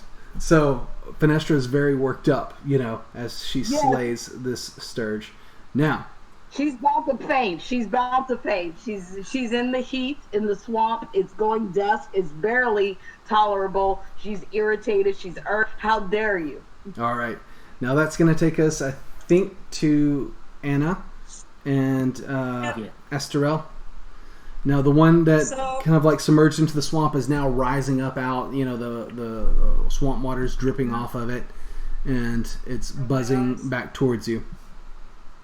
Cast Infestation again, which is I can barely see. Con saving throw. Okay. All right. This time is successful, and I made it. roll your damage. Yay. Oh, I made it. Okay, I thought they made their throw. 1d6. That's a 6. All right. Wow. So, kind of similar to earlier, this swarm of insects just envelops the Scourge, begins, ripping the flesh of it off, and it falls into the swamps. And that was the last one that had been surrounding your party. Now, Can I that try being to said, stabilize Eldon? you now have... Actually,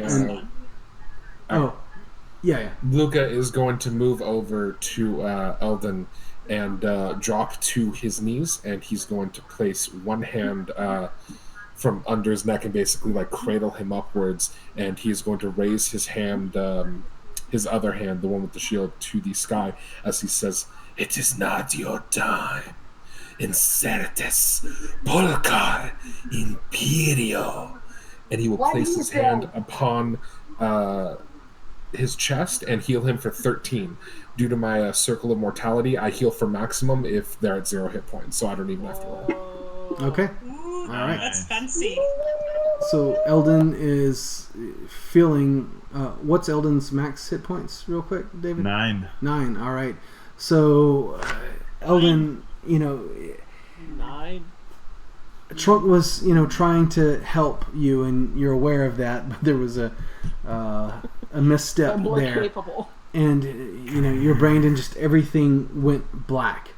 And then just all of a sudden, you feel yourself drifting off within this dark void, and it just kind of immediately your eyes pop open, you're back to full health, and you see Luca standing over you, shield raised towards the sky, saying something about it not being your time yet. Whoa, what happened to us? Dog-sized bugs. Luca? Yes, Forest Child. You are alive. I'll just, casually survey the area. There's no more threat anymore? There. You're looking around and you don't see any more of a threat. But, your legs were already wet from walking in this area, but now kind of like about half of your body is kind of like actually under the water of the swamp. You're not on the kind of more firm ground that you were on, so... Can I pull him out of the water? Yeah, Kimmin pulls you back up out of the water, but you had fallen a bit in there. Well, you gonna die today, Mushroom Man. We gonna go back to town to get you laid, okay? Okay, I kind of look up at her. Trunk's gonna offer the jar. I think you're going to say you're going to offer to get him laid. What's the I jar? want some. Old lady, I want some. Can I have some, old lady? I'm feeling it. I'm very triggered. All that triggered me. Okay? I am not used to this outside. Oh, you just rub it on your chest and it makes everything feel better. Just a little dab, like right at the collarbone. All up in the thing, and the up in the thing. And No, like a little hot. Well, that way, as long as you can smell it. I do. I smell it. I feel it. It's good. Thank you. This is the sheep liniment from earlier, by the way, so it does actually smell like sheep. Vanessa It's don't lamb care. and some other stuff. Vanessa don't care at this point. She's so triggered. She doesn't care anymore. It's like, okay, yes. Whatever works. Like All she's right. suggesting, like the Vicks Vapo Rub application. Hey, can you get some? I gotta put it under my nose. I gotta put it on my nose Oh yes, and rub it. that's perfect. It's just right there, and she like puts a little. Your little hands are so handy. I like it. It's like right in the creases and the notes. It's cool. Thank you. Nimble You got fingers. You got strong grip. I like it. It's cool. All right. Now, pause for a second. Normally, I usually wrap up around 10 or so. Is there anyone who needs to go, like, immediately? I can't remember if we actually set, like, an ending time or whatever. So I just wanted to check in with everyone to see how you all are on time at the moment. I am perfect. I'm fine. I have However long you teenagers. want to go is fine. My for me. show's Doing good. odd, so Okay. I have teenagers. They don't need me. Okay. All right then. So, If they're teenagers, they don't want you half the time. No, they're in their own little thing. so Although I you don't know are what time attacked it by is. the Sturges in the swamp, and some of you sustained damage, some of you got knocked out, but you're all kind of like back up and functioning now, thanks to healing magics from various members of the party, specifically Eldon and Luca. Now, you continue on Thank you. further in there, and you've kind of like followed to the best of your ability Nerzel's directions, and you get to an area. Let's see, Eldon or David, why don't you give me just a nature check? Nature check. Yeah. 19 plus 5, 24. All right. So DM, just so you know, I have a +2 to nature. okay. All right. I have a But- +3. What? As the party is walking along, Eldon will notice that you're coming into an area that seems a lot like what Nerzel had told you earlier. And as you're looking around, you will see, just kind of like bits of this death root, like coming up from the ground. Look here, everyone. I think we're in the right place. Death root is there, and you can see some growing over here. And I'll bring out my sickle. I'll take All out right, my then. dagger. But The where only is damn, this thing is not right. I don't even think we should be doing this, but let's go because I want to get paid. But we have to collect Can I the just roots in order hold- to get the Hold money. a spell? Sorry, Anna, I didn't hear you. Can I hold a spell in case something attacks us while they're digging up the death root or whatever? I still have my rapier out because I don't know, because I don't trust any of this surface stuff. Yeah, I mean, you can kind of like ready actions and stuff like that. So, I mean, we're not really in combat, but I'd say that's probably fine. Kimmin said something as well. Yeah, I wanted to take out my dagger and start harvesting. Okay, all right. So harvesting some of the death root. Yeah. Let's see, Is it gonna Elizabeth. attack us, or? I'll get back to you on that. I just want to figure out what everybody's doing. So Anna, you're working on harvesting some death root. Anna is readying a spell just in case anything attacks. What is Trunk doing, Elizabeth? I'd like to help with harvesting, but I'd also like to snag a little bit from my herbalism kit. Okay. But That's before Trunk starts, I say, you sure you want to do this because This is nature. sure, I guess. You guys deal with nature. I deal with reality. Reality's parts, okay? Let's get this money. Let's go. I ain't touching it. I'm gonna sit back. All right. Yeah, So I'll Fenestra is get kind enough for the. of sorry. I'll get enough I for didn't the hear you. lady, and then enough also for me too, because I would also like some extra. Okay, all right. And Fenestra just kind of like hanging back and engaging Trunk a little bit. What is Luca? Vanessa doesn't trust these surface dwellers. She don't trust anything that come out the dirt, like on the surface. She's just like, I don't know. This is all sending her hackles. She's All right. all tripping. All right. So what is Luca doing, Mario? Luca will open his senses to the other world, and he is going to use his eyes of the grave. For this turn and the next turn, any undead within 60 feet of me, I automatically detect. Okay. All right. So this turn, you kind of like open yourself to using these more divine type senses, specifically senses that can allow you to detect when something is unnaturally walking this earth. And as you are initially, doing this, and you don't really detect much of anything, but as you focus a bit more, you can sense the presence of something. Now I'm going to pause on you for just a second. Kimmin was attempting to harvest some of the death root, and she takes out, or they take out their knife and just kind of like cut some free, begin harvesting. Trunk, I believe, was doing the same thing, just harvesting a bit, and then Eldon was also harvesting some. And I don't really require rolls for that or anything like that. Your characters are just kind of you're aware that it's there, and as you are kind of like grabbing for it, it almost like animates, and you can tell that it's attempting to like grasp at you as well, but you're very much aware of it. You think that maybe if you had like walked within here and just kind of like not known and paid attention, it would have much more success. But basically, it's grasping. The root is grasping at you, but you just grab it and just quickly hack off bits of it. Just kind of on the periphery of this field of death root. Now, back over to Luca. You're continuing to kind of like sense, and you're trying to figure out. Can you tell the direction that it's in, or just that it's there? I think you can, and I think you can how many, but I'm not 100% sure. Okay. Uh-oh. Danger.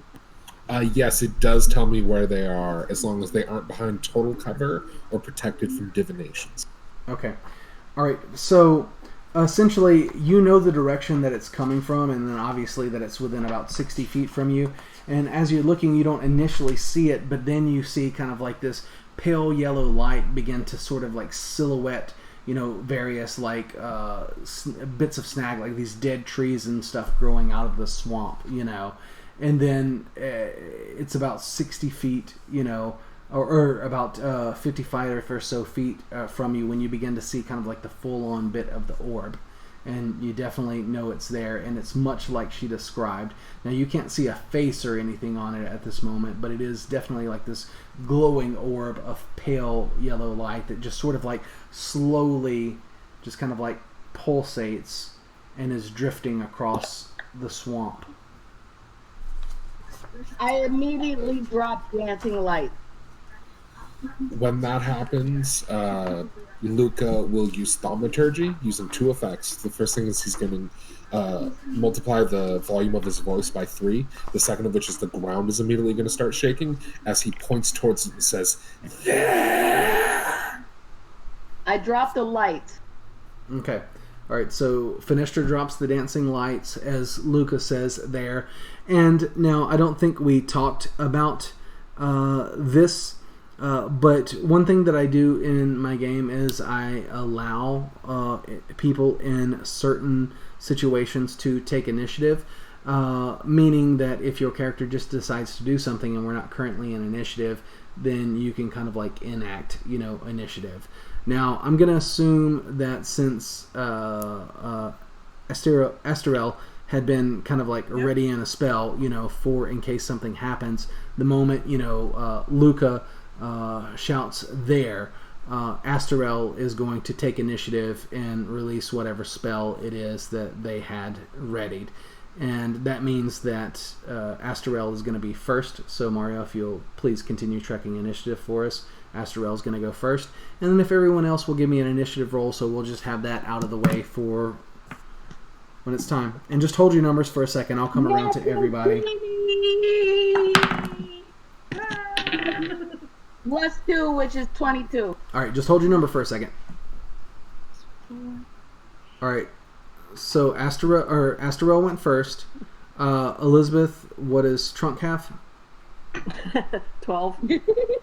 12. Oh. All right. David, what does Eldon have? 17. 17. Set, what does Kimmin have? 19 total. 19. Christy, what does Finestra have? 22. All right. Mario, you obviously have Luca's number over there, and then the Will-O-Wisp has a 13 for initiative. So, Anna, what was readied? What was Asterel doing? Okay, so I prepared ice knife. So I take my hand and I just throw it like anyone would a throwing knife. and an ice knife appears. It's a ranged spell attack. Okay. I can't see anything in my face. Where's my d20?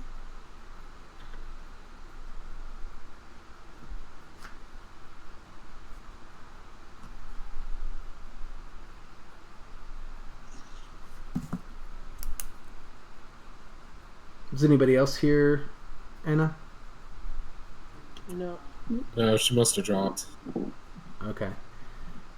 In that case, we will come back to her and we'll just go ahead and. Finestra's next. Alright, so Okay. Finestra is next. Oh my goodness, I don't know what's out there. So, I don't want to burn my action trying to perceive what's out there. So, out of just anxiety and just like crazy, I'm going to do Thunderwave. Okay, Thunderwave. Yes. Alright, what's the range on that? It's currently about 55 feet from you. I'm sure. Oh, I need to get closer. Okay. Oh god. Oh god. Oh god. Okay. All right. I won't do Thunderwave. Gee, you guys are making Finestra try to be brave. That's not her thing. All right, she's gonna go. What do I see? Can I roll a perception to see if I can see anything? You don't even need to. Whoa. Alright, so we just lost our second attacker. No, I'm right here. I'm right here. Oh, you are here? Okay, I don't see you anymore at all. I don't know why. Okay. Alright. I'm still here. Okay, alright, that's fine. So, you don't need to roll a perception. I mean, I just tell you kind of like what's going on around you right now. You are definitely sort of like you're in firm or ground in this kind of like swampy sort of area.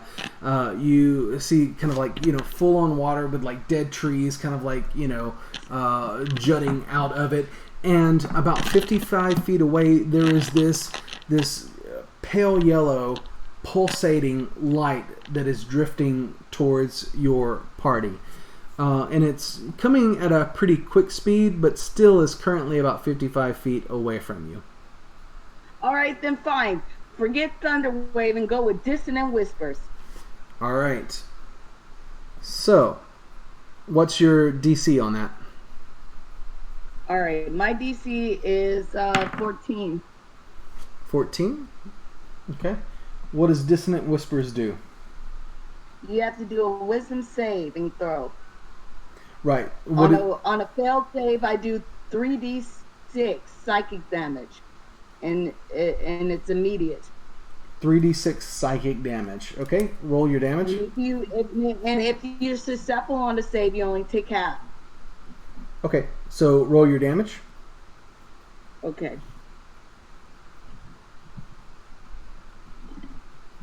Five, 9, 10, 11, 13. 13. All right. Give me just a second. I want to adjust some things real quick since we're... Okay, David is now there. Finestra is now here. What is going on? I feel crazy.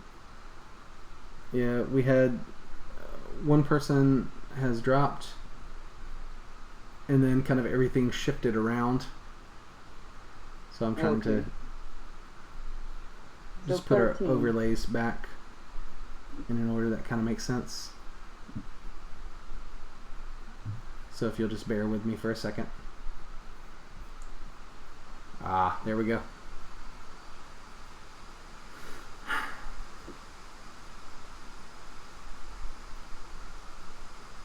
Here, let's do this. Let's shift over to a quick break, just because we have two players with issues right now. We are streaming now, and we have everybody back now, I think. Sorry, we were on a bit of a break because we've had some technical issues tonight. But we're all back. We just don't have video for everybody. But essentially what happened is Luca had been sensing for the undead as Kimmin and Eldon and Trunk were all trying to harvest this death root for Nerzel. And Luca did sense that there was something evil and foul of nature coming towards the party, and they used thaumaturgy to alert everyone of its presence. And just kind of immediately, Fenestra dropped her, her globes of light that she had been using for Luca, and then Anna released like this ice knife spell, where she conjured this ice blade and launched it towards the will-o'-wisp, but missed entirely, pitching it instead into the murky waters of the swamp. And then immediately after that, all of these kind of like whispers rang out across the swamp as Fenestra just kind of began saying something in Drow that perhaps others did not understand. And just as she did that, this pale yellow orb of light, pulsated, quicker than it had been, and just seemed to shudder and flicker. And you all heard kind of like the scream of a child as she cast this distant whispers spell. Yeah. Now, Creepy. Mario, after Fenestra, who's up I next? didn't do my ice knife damage. What's that? I didn't do my ice knife damage. Because it explodes even when it misses and does 2d6. Okay, so if it misses, it still does damage? It explodes. Everyone must succeed on a dexterity save or take... Sorry, you have to succeed on a dexterity saving throw. Okay. Are we close enough? I think it's far away that you wouldn't be within 5 feet of it. Alright, so yeah. I cast it before you attack. No one else is in danger except for the will-o'-wisp. Yeah. So the will-o'-wisp has like a 25 for its check on the save. Well, screw that. Okay, so it explodes and it also does nothing. Yay, useless person.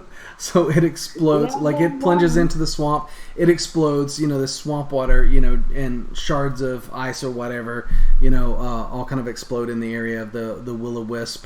But you can tell as it is kind of like hovering around, it is very nimble in form and movement as it flies through the air. So, Mario, who does that take us to next? That takes us to Set. All right. Set, you've observed all the things as described. So I'd like to hold off on harvesting and draw my longbow and then wisp. All right.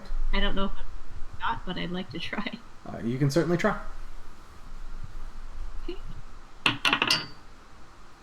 5. 5 to strike. So 5. All right. So you rolled 5, is that correct? Yeah, I rolled a 5. All right. So kind of same thing as earlier. Pull an arrow, knock it, release it, and then it's going towards the will-o'-wisp. But as I mentioned earlier, this thing is just kind of like, now that it's aware that it is under attack, it is just kind of like it pitches out of the way, and your arrow misses completely. Mario, who's next? I do have a question though. Sure. Can I cast a cantrip for my bonus action? Only if it says bonus action. Only if it says Yeah. it can be. If your cantrip can be used as a bonus action, you can. And It doesn't say bonus action, it just says Yeah. cantrip. Then you can't, no. Okay. Yeah. Eldon is next, by the way. All right. Eldon. So Eldon was actually busy harvesting as well, and he puts his sickle down and looks over to where this thing is pulsating in the I don't think this will work very well, but he's going to try it anyways. He's going to raise his hand and speak some incantations and try a fairy fire on it. Okay. So in the area around, in 20 feet around it, this light begins to glow and quickly pulsate towards him like little drops of fairy dust, and then it bursts on every plant in the area, covering it with a iridescent green glow, and it needs to make a dexterity saving throw. Okay. All right. So it would have an 11 on its saving throw. 11? 11, yes. Then it failed because the save was 12. All right. So it's covered in this green glow. And so any attack roll against it is with advantage. And it has some other benefit where it can't turn invisible. And Eldon will remain concentrating on that while the spell's and since it's fairy fire, any attack rolls get advantage. That's right. That's All right. Yeah. So Eldon, begins saying this, these druidic words, casting this spell, and this green kind of fairy fire explodes all over the area, covers it. It goes from kind of like this pale yellow, to now it's like bathed in this green, and it bleeds through and it becomes more kind of like this yellow green kind of chartreuse sort of color or whatever, and it is bathed within this fairy fire, and you are now currently concentrating on that. And Mario, that takes us to who else? It takes us to Luca, who is going to move up, and he is going to his hand is going to start glowing purple as he incants Vita Mortis Careo, and he's going to thrust his hand out and attempt to grab the creature. Okay.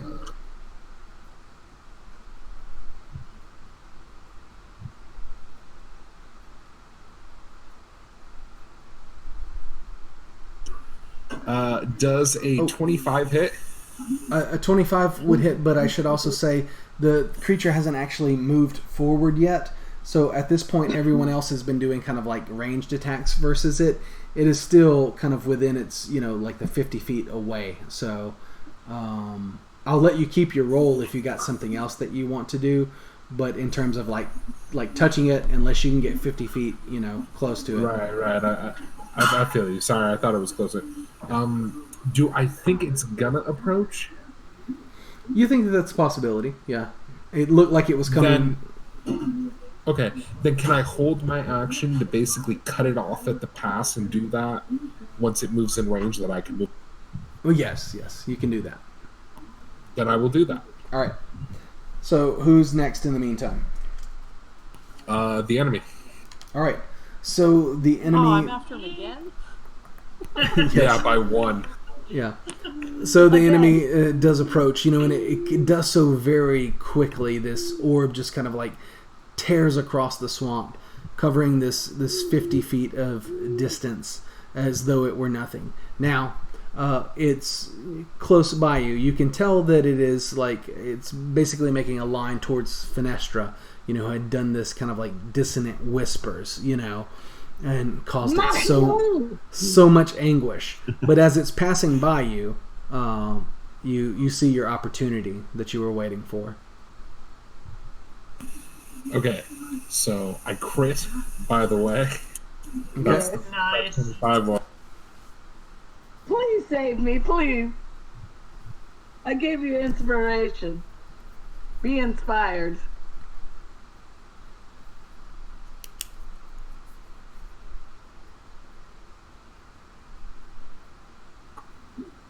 $30 points of necrotic damage. 30 points of necrotic damage? Alright. So, you were reaching out to... Oh, hold on. 30. Okay. 18. That's a lot of necrotic damage. That is a lot of necrotic damage. That's just a lot of damage. As Even if it's undead, maybe... Yeah. I don't So I as feel like it's it'd be resistant. as Yeah, it it's probably is, but still. as it's coming towards you, you see your opportunity. You reach out and you grasp it, and again, now that, or not again, but as it's close to you, you see within the form of this kind of like pale yellow orb, you see this child's face that she had mentioned, and it's just kind of like this discorporated.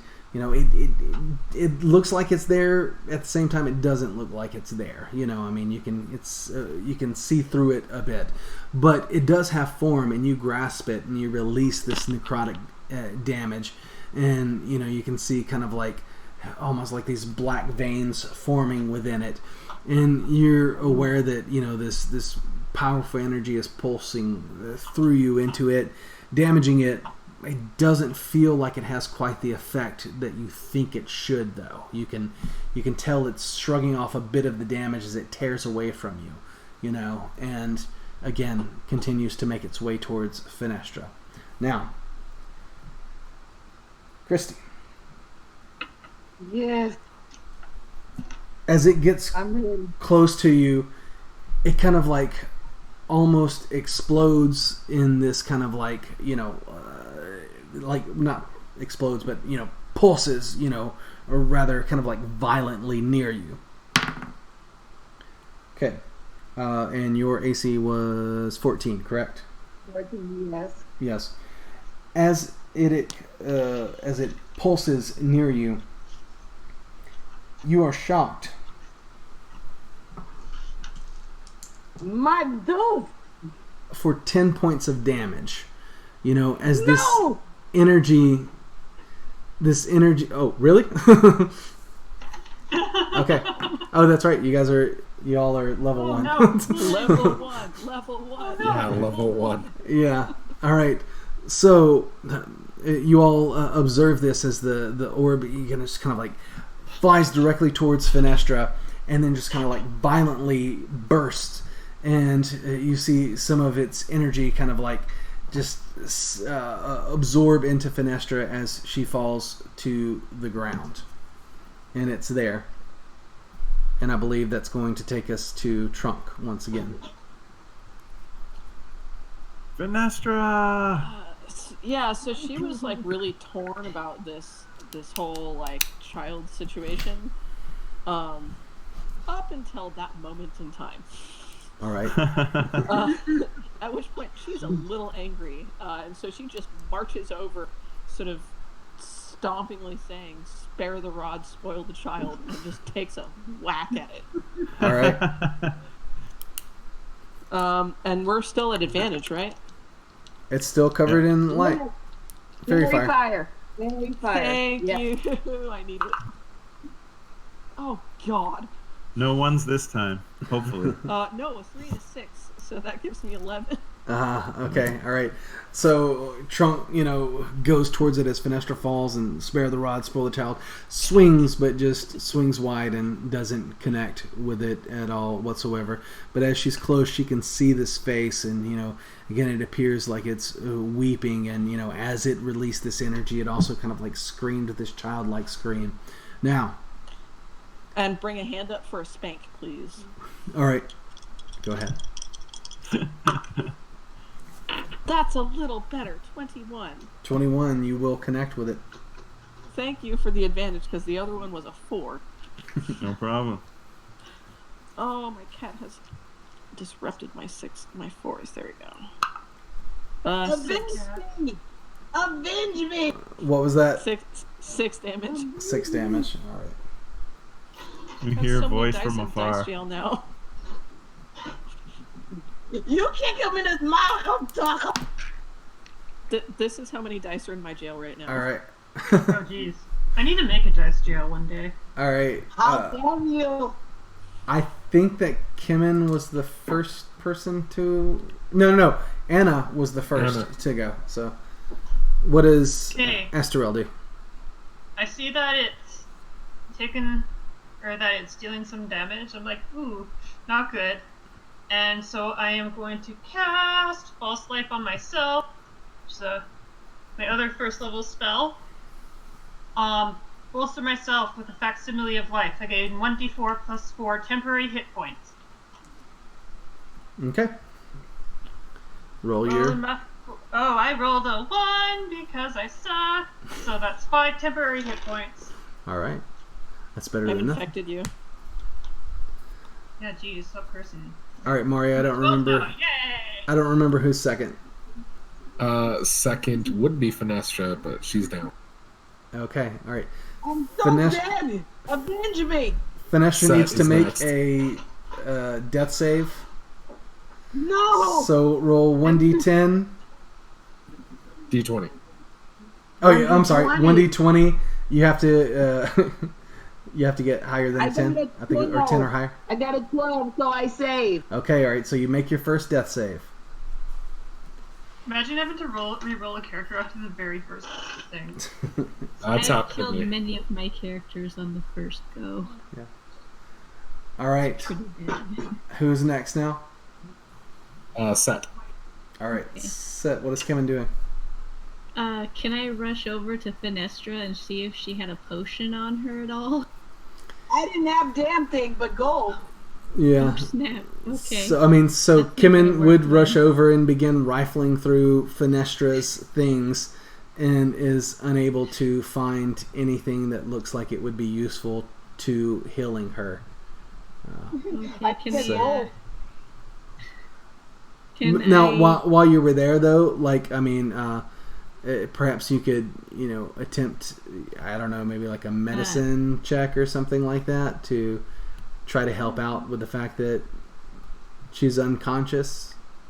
I'm not proficient or anything, but I would like to try to stabilize her Yeah. and get her head out of the water. All right, So so roll a 1. give me a d20. If you have any bonuses for medicine, then you can add those in. Strength, dexterity, charisma, insight, perception, religion, stealth. It's So wisdom. yeah, that's a no. Ooh, but I rolled a natural 20. Okay. Yes. All right. Okay. You So, motherfucking dog. so You motherfucking... Finestra is still going to be unconscious. I believe still at 0 hit points, but stabilized. I think is where we would be on that. Now, who's next? Dave is next. All right. Okay. Still from a distance. I'm gonna cast Produce Flame, and then hurl it at it. Now, just real quick, does that break your concentration on Fairy Fire, or are you able to? No. Okay, I still maintain concentration. I gotcha. Yeah.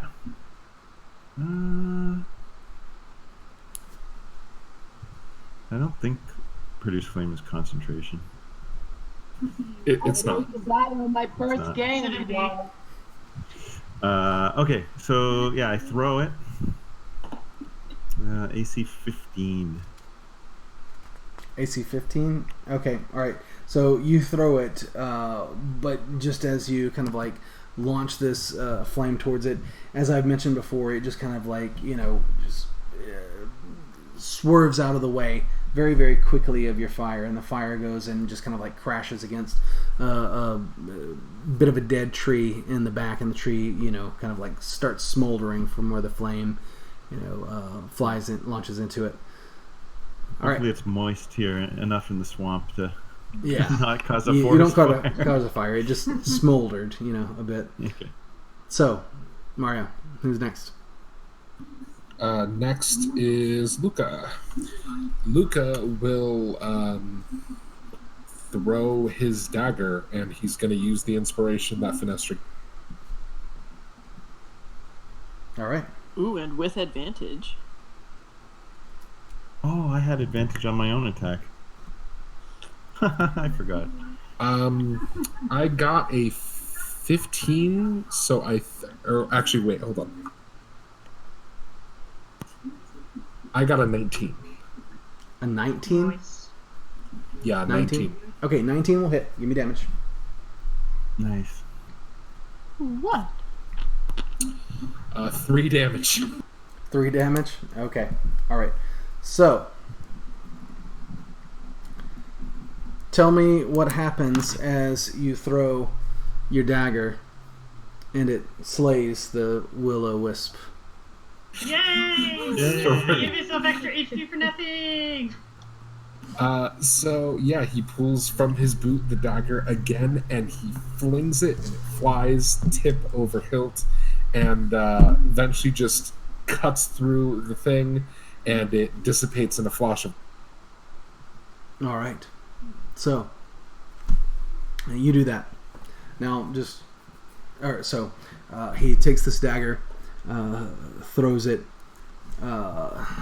flips, embeds into kind of like the skull of this childlike thing within the midst of this pale orb, and it just kind of explodes, dissipates. The fairy fire just kind of like drops to the ground into the swamp around, and it dissipates, as you said, as it screams again this childlike cry.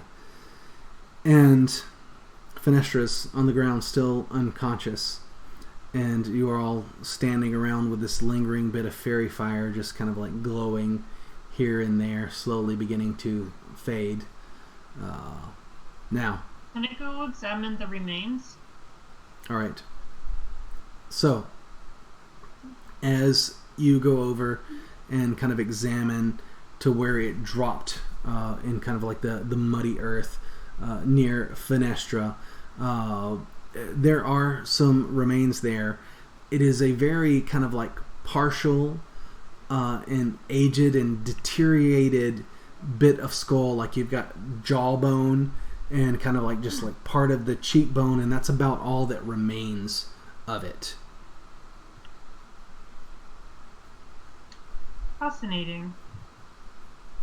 Kind of put it back down. Might as well take the bones. It will be our proof. All right. Yeah. I'll take the bones then. Okay, we Put them could in show my her. side bag satchel. An herbalism kit plus medicine can actually bring someone out of unconscious, right? No, you gotta heal think them, it's or a otherwise I think it's like an hour or more or something like that. Yeah, if we take a short rest, Finestra will get back up. But I think Luca's just gonna pick her up, put her over his shoulder, and say, "Let us return."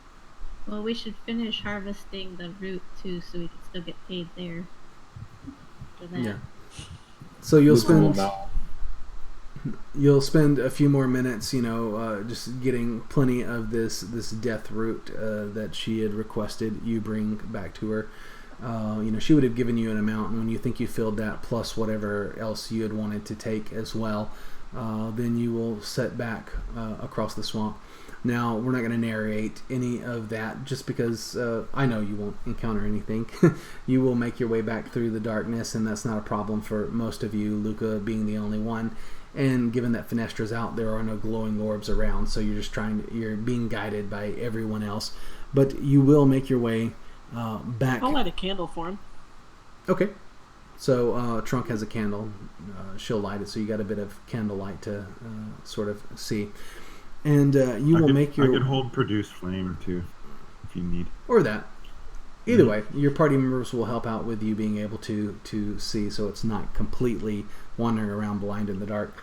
You will make it back to the gates of, or the palisades of Antremoor, and there are a couple of guards posted, but it is not actually closed, as you approach, again, these are not like Colburn's guard, but they're more like the bleeders, and they're just kind of like dressed in these red tunics over their crimson red tunics over their armors. And as you're approaching, "Ho there! What's with your friend?" She fell unconscious. She just needs a nice sleep. All right. And a bit of hot tea. Yeah, nice warm bed, some food when she wakes up. The usual. She looks as though she's been injured. Yeah, that happened. To a You're few of very us. observant. Right. I mean, we just came out of the swamp, so I mean, Yeah. you I'm, know. I'm assuming you're approaching. You're within like torchlight now. As you're approaching them, and yeah. The moors are a dangerous place for all of us. She just needs some rest. Give me a persuasion roll as you're kind of like all. Can I just show my 'Cause signet it's- ring? Because I have that noble crest on my ring. I should be able to show that and get somewhere. Okay, all right. So instead of just a persuasion roll, go ahead and give me a persuasion roll with advantage. I missed that? I said Esterel can give me a persuasion roll, but with advantage. Kick ass. Well, that one's not going to be good. All right, well, you got a second one. That one's going to be better. All right. Persuasion, 19. All right, so as you all are just trying, they're regarding you with a bit of suspicion. Again, you're not from here. You're new faces. They may have never seen you before, and you are carrying in someone from the darkness who appears quite injured. And you're trying to convince them to let you back in, and not accost you any further.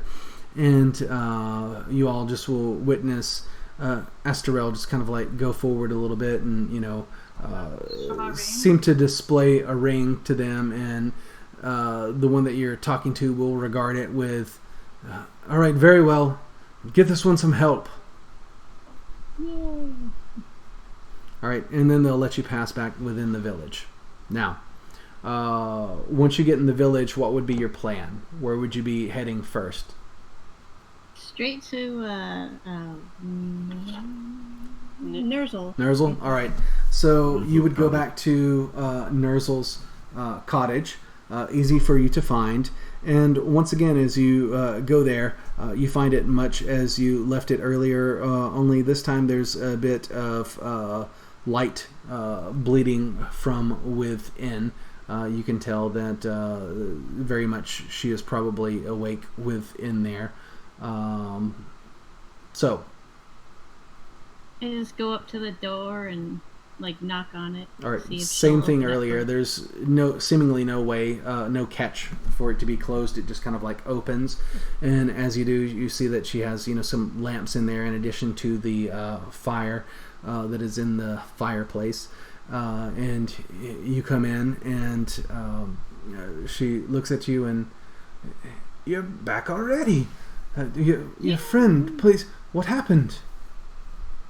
The thing that got you got her, so she needs She's- some help real quick, if that's all right. All right, yes, put her down. Put her down. Luca will do so, but All right. somewhat carefully, I guess. All right, so Luca kind of carefully lays her out on the ground. And Eldon, as she kind of kneels beside her on the ground, you hear familiar incantations, in this kind of druidic language that you speak, and you can tell that she's one of your own, and as she does, she casts a very similar sort of healing spell that you did earlier, and Fenestra will come back to consciousness, with a handful of hit points. What happened?